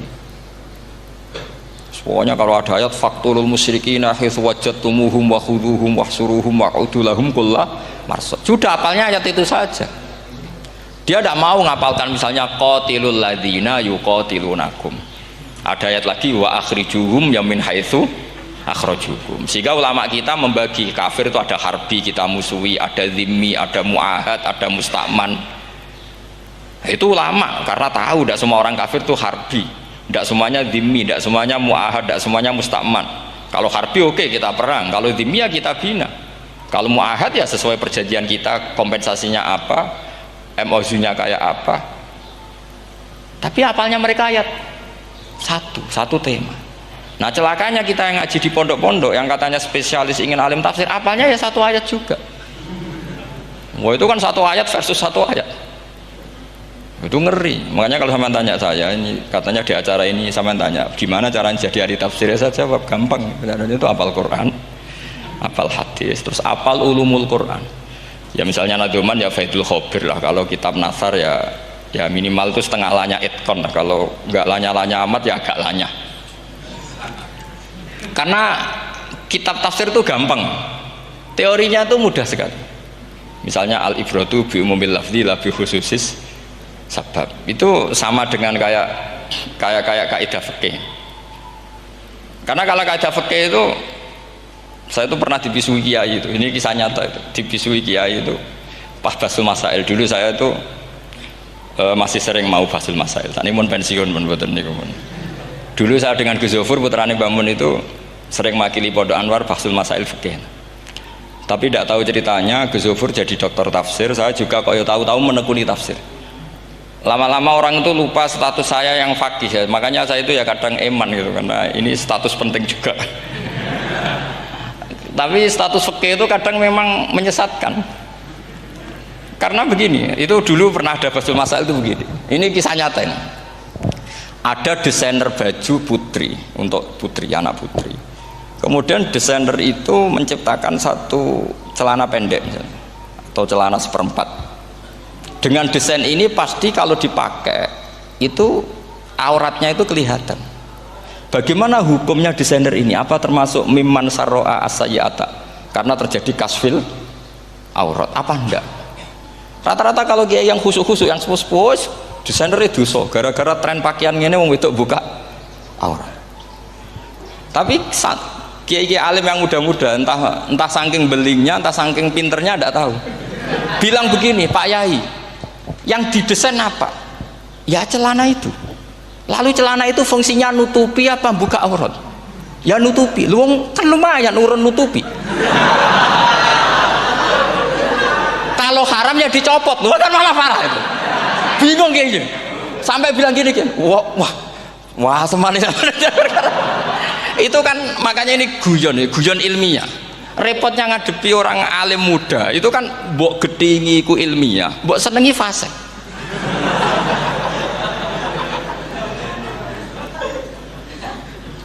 Ketika kiai yang khusyuk tadi tak tanya, kalau desainer katok seprapat, paham gitu? Dia coba yang celana dalam terlalu vulgar itu, paham gitu? Nggak, rok sajalah, rok mini misalnya, rok selutut. Sampean jangan ngeres ya, yang rok selutut misalnya. Rok selutut itu desainernya kena hukum haram enggak? Sampean jawab saja. Oh haram dari kiai sepuh, karena dengan desain itu misalnya lututnya kelihatan.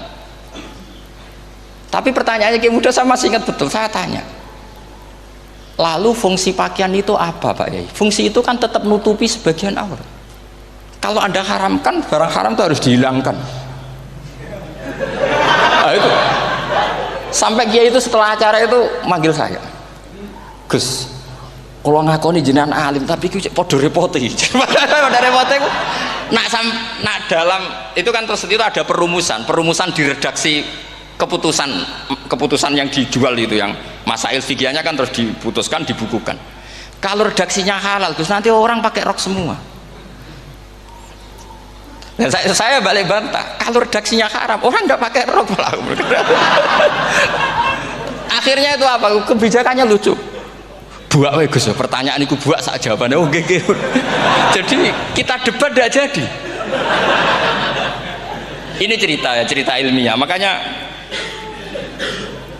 sama tidak wajib anut saya ini terlalu ilmiah, jadi tidak baik untuk kehidupan kesalian, kurang baik. Jadi ini, tapi ini ilmu, tetap kaidahnya fikih ma la yudraku kullu la yudraku kullu. Jangan kalau tidak bisa nutupi aurat semua lalu jangan sama sekali. Lho nggih kan kaidahnya kan gitu, ma la yudraku kullu la yudraku kullu. Misalnya Anda punya tetangga nggak mau pakai jilbab, nggak mau pakai pakaian muslimah, kamu tidak boleh bilang munisan raklambinan, tidak bisa. Malayu trokukulu layut napa malayu trokukulu nu layut troku napa. Makanya ini kita harus hati-hati. Nah bayangkan sekarang orang meneliti Quran itu yutrokukulu. Mestinya kalau Anda meneliti radikalisme, ayat yang terkait radikalisme diteliti semua.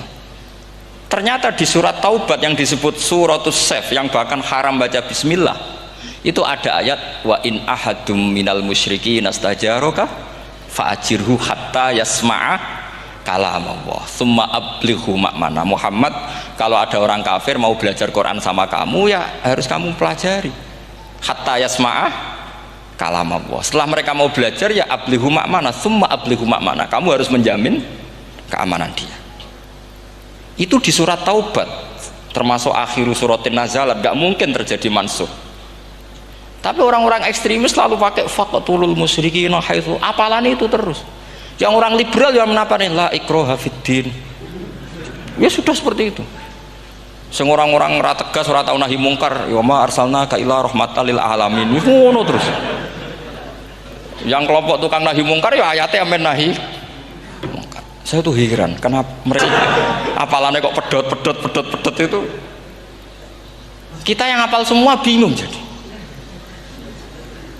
Jadi akhirnya kita yang pinter anut sing goblok, karena saya tuh pernah loh debat sama orang salaf, debat gitu. Setelah saya mengutarakan sekian hadis, ada tuh Pak hadis tuh, waduh, harusnya kamu ngaji saya, ada debat tuh yang level, kalau nggak level tuh nggak boleh kata itu.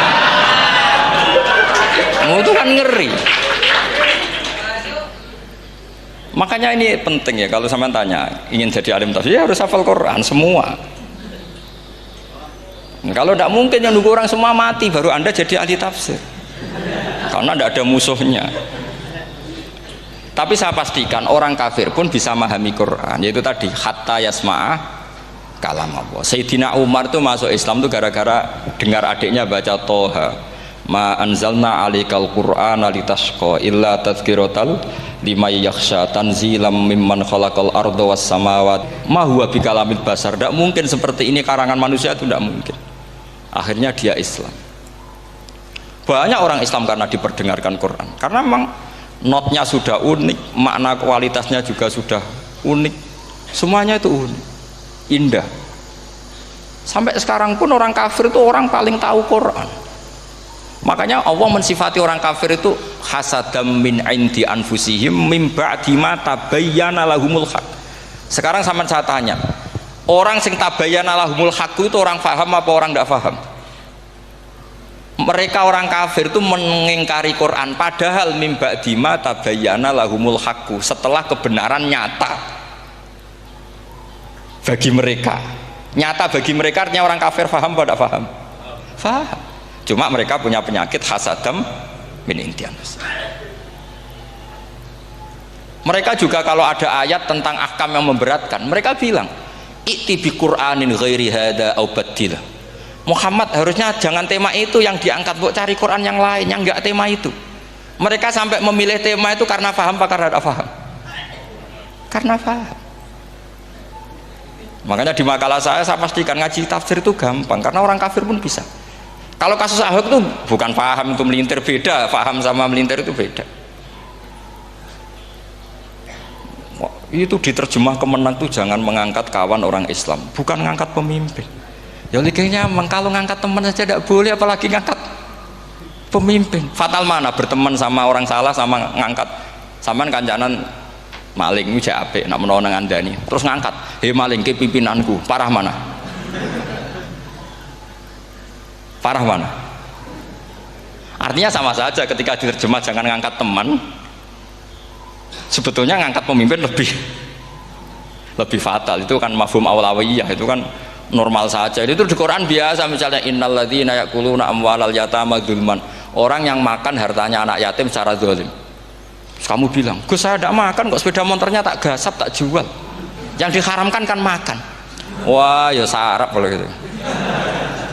Maknanya begini, memakan harta anak yatim artinya ifsad. Ifsad itu merusak. Nak ngono ikhraq, membakar atau mencuri sama dengan makan, bal asyad, malah kan lebih apa? Lebih apa? Dasar. Jadi yakuluna di situ tuh ba'dul amsilah, sebagian contoh min wujuhil ifsad atau min wujuhil ihlak. Jangan kok karena ayatnya makan, oh yang haram tuh makan, kalau nyuri gak apa-apa. Waya fatal. Itu kan sama dengan santri geblek dikandani kiai ini, "Cung, kowe mbek bojomu jogeman naboki." Suatu saat istrinya lapor lagi, "Pak Yai sekarang tidak naboki tapi nyadui." Karena naboki itu pakai tangan. Mereka pertama dilaporkan kiainya, "Pak Yai, suami saya itu sering memukulin saya pakai tangan gini. Cung, jogeman naboki bojomu." "Nggih Pak Yai, siap." Suatu saat istrinya lapor, "Pak, tetap benjut, kenapa? Kalau nak ini disadui." Mereka pikirannya sing haram nabok, nak nyaduk halal. Wah, itu kan ngajak goblok bareng. Nah, masalahnya di usul fikih kasusnya seperti itu. Makanya saya ini kadang ya maliki sekali. Kadang saya itu maliki sekali. Kadang ya. Misalnya begini, saya beri contoh. Ini yang kisah nyata ya. Ada seorang Arabi datang ke Rasulullah. Ya, tadi kan teman-teman minta juga ilmu hadis ya. Ini satu paket saja. Itu tadi nanti kalau sampean kasih lalim itu sudah ada urusan saya tadi. Nunggu orang mati banyak tadi itu. Kalau nggak usah nunggu orang mati, sarannya tadi apal tadi. Ya Rasulullah, ahlak tuh. Saya ini orang yang rusak. Wama ahlakaka. Lalu yang bikin rusak kamu apa? Qol waqatu imroati fina hari Ramadan. Saya menjima istri saya ketika masih siang.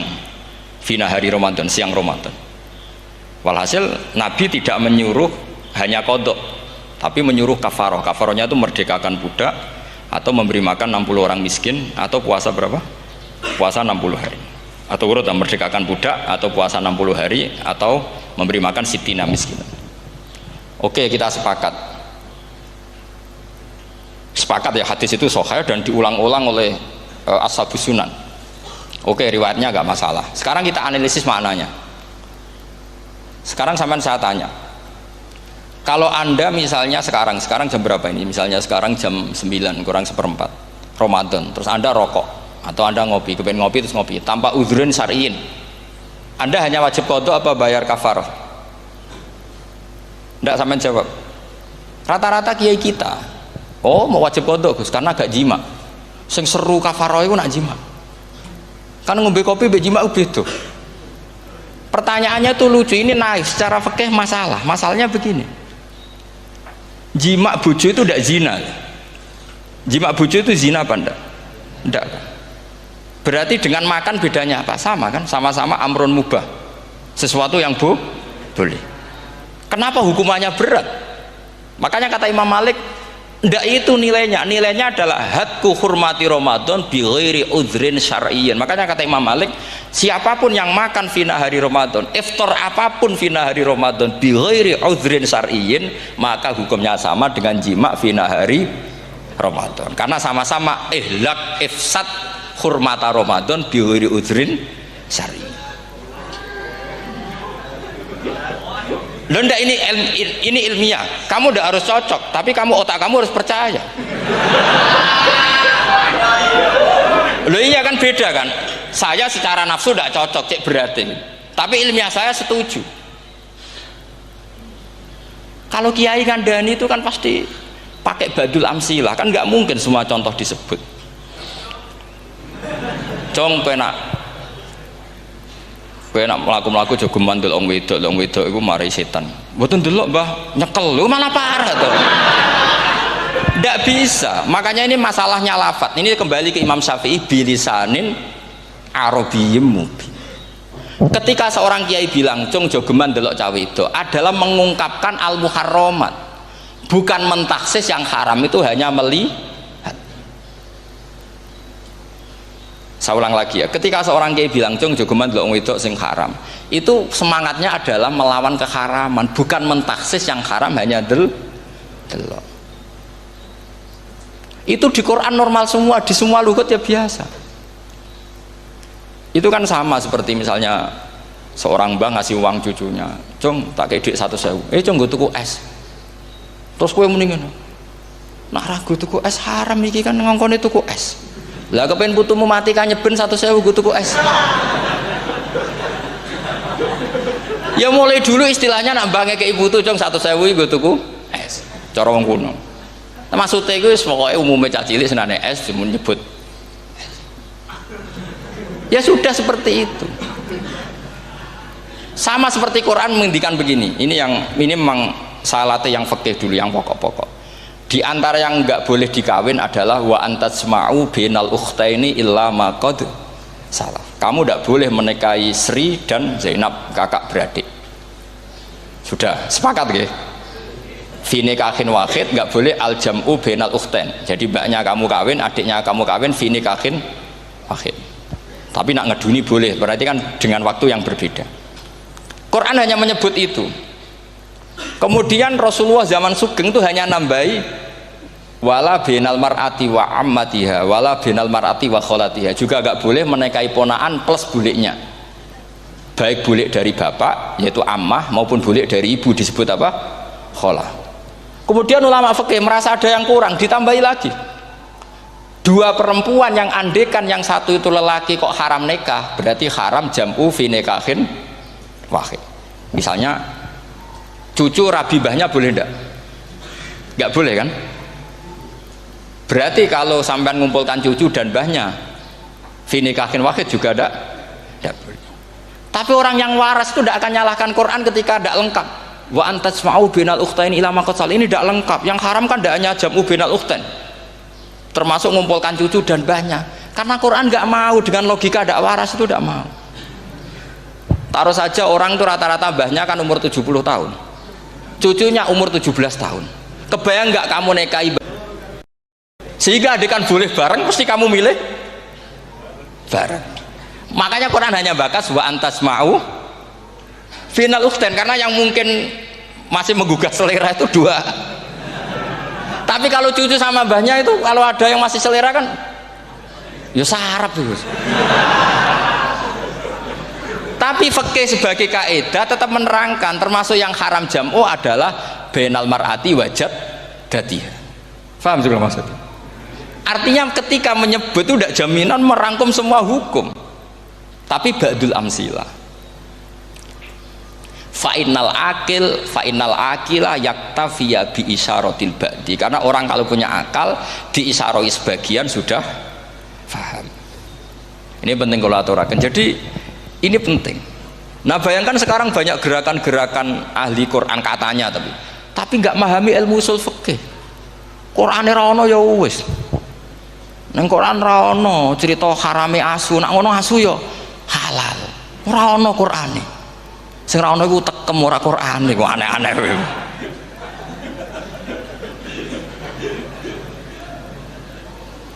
Itu kan sama terus sampean misalnya tadi jam 09.00 Ramadan tambah uzurin syariyin terus mangan mie rokokan.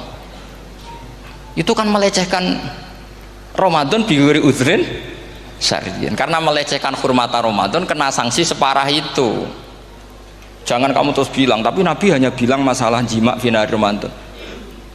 Jima istri itu hukumnya itu tidak zina, hukumnya itu mubah sama dengan makan.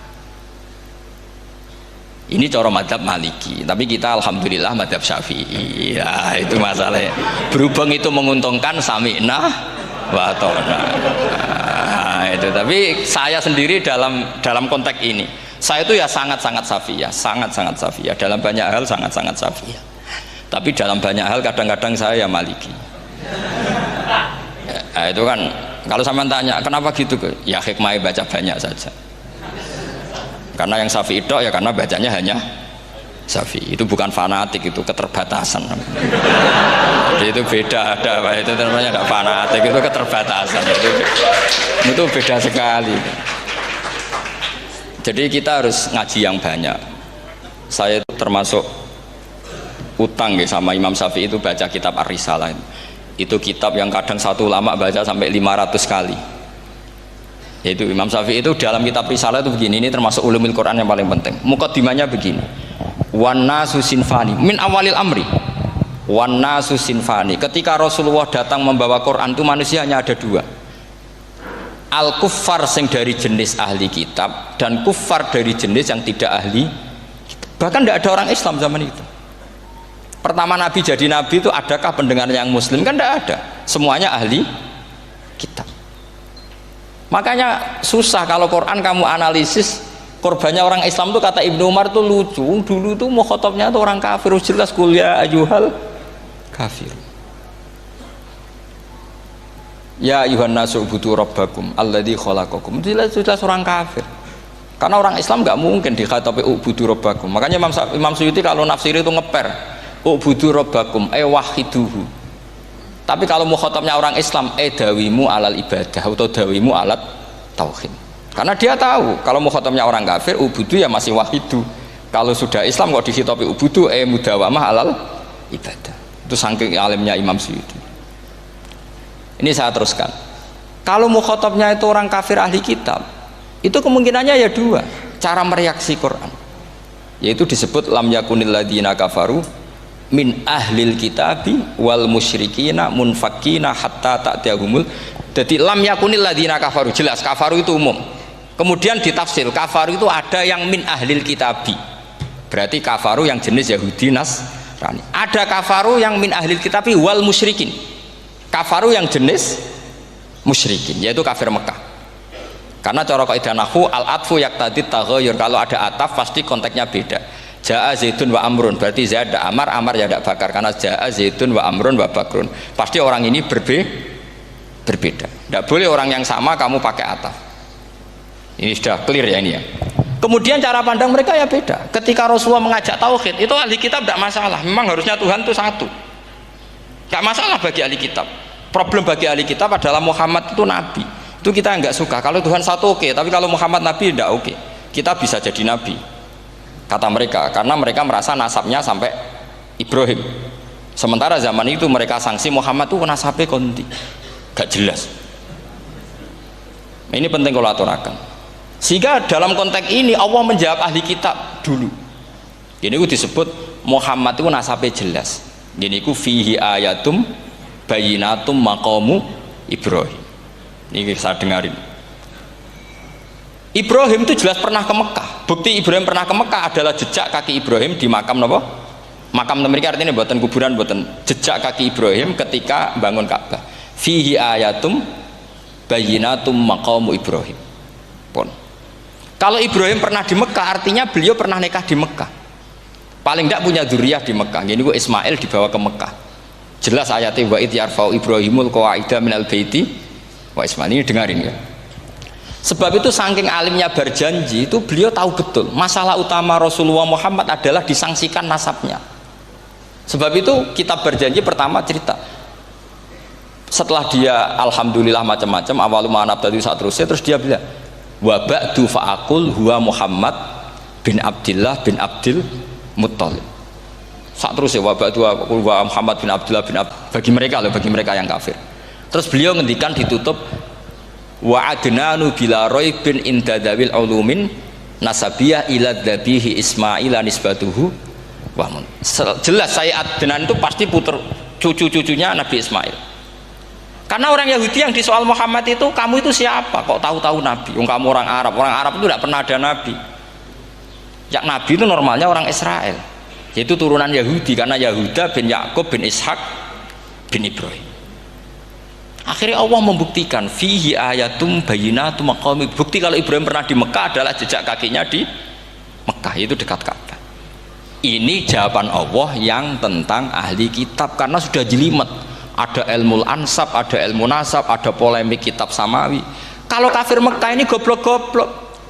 Ketika Rasulullah pakai teori tauhid, orang kafir Mekah itu saking gobloknya bilang gini, Muhammad, kita ini urusannya banyak, utang kita banyak, kasus saya banyak. Kok Tuhannya satu itu tidak cukup? Yaitu mereka mengatakan aja'alal alihata ilahau wahida inna hadza la syai'un ujab. Bagaimana Tuhan hanya satu? Urusan kita banyak, masalah kita banyak. Tuhan nggak boleh satu, harus banyak. Sejumlah urusan kita. Ada Tuhan BPKB, Tuhan macam-macam lah. Ada Tuhan kredit, Tuhan kas, macam-macam lah kan. Sesuai sebanyak urusan kita. Mereka tanya aja'alal alihata ilahau wahida. Masa Tuhan satu? Inna hadza la syai'un ujab. Ini aneh. Tapi Rasulullah dengan sabarnya, kalau yang seperti ini Allah menjelaskannya beda dengan yang pertama, karena tadi orang kafir itu bisa min ahlil kitab, bisa wal musyrikin. Lam yakunil ladzina kafaru min ahlil kitab, ada yang wal musyrikin. Semuanya ini tidak pernah munfakina hatta ta'tiyahumul bayyinah. Mereka tidak pernah tercerabut dari pikiran mereka, dari mainstream mereka, sampai ada bayyinah. Bayyinah itu kejelasan kebenaran atau benar yang begitu jelas. Itu siapa? Rasulun minallah yatslu suhufam mutahhar. Akhirnya Nabi sabar. Saking sabarnya Nabi itu ngomong gini, ya di khalayak umum, mukhatamnya ya kafir semua. Hei saudara-saudara kami suku Quraisy, kita ini sebangsa. Nabi tanya, Muhammad, ajaran kami itu benar karena kami itu orang yang kita percaya, tapi kali ini Anda aneh karena ngajak satu Tuhan. Itu tidak mungkin, urusan kita banyak, satu Tuhan enggak mungkin, Tuhan harus banyak. Kita punya 3 aja kurang banyak kan, banyak punya Lata, Uzza, Hubal. Rasulullah dengan sabarnya ngendikan gini, hei kaumku, kalau kamu jadi pembantu, jadi buruh, senang mana punya majikan banyak sama majikan satu? Kalau majikannya banyak, itu perintahnya beda-beda, seleranya beda. Semua harus kamu lakoni, semua harus kamu taklui karena kamu harus nurut. Wah ya repot mat kalau di majikan banyak, ngerepoti mesti. Rasulullah tinggal nimpali, Tuhan kamu itu majikan kamu. Kalau Tuhannya banyak, perintahnya ya banyak, seleranya beda-beda. Kamu bingung nggak? Wah ya bingung mat, ya udahlah mat satu aja. Akhirnya mereka masuk Islam. Nah itu disebut Nabi itu fatonah, punya kecerdasan artikulatif. Kalau menjelaskan itu masuk akal. Nah itu disebut dorobawahu matalar rojulan fihi syuraka'u mutasyakisuna wa rojulan salamal lirojul hal yastiawiyani masalah. Alhamdulillah. Ini penting. Allah membuat satu perumpamaan bagaimana ada satu pembantu yang punya majikan banyak, yang berbeda-beda seleranya, berbeda-beda perintahnya, dengan kalau hanya satu majikan. Apakah sama? Mereka jawab tidak sama, enak punya satu majikan. Begitulah Tuhan kamu, harusnya satu. Assalamualaikum warahmatullahi wabarakatuh.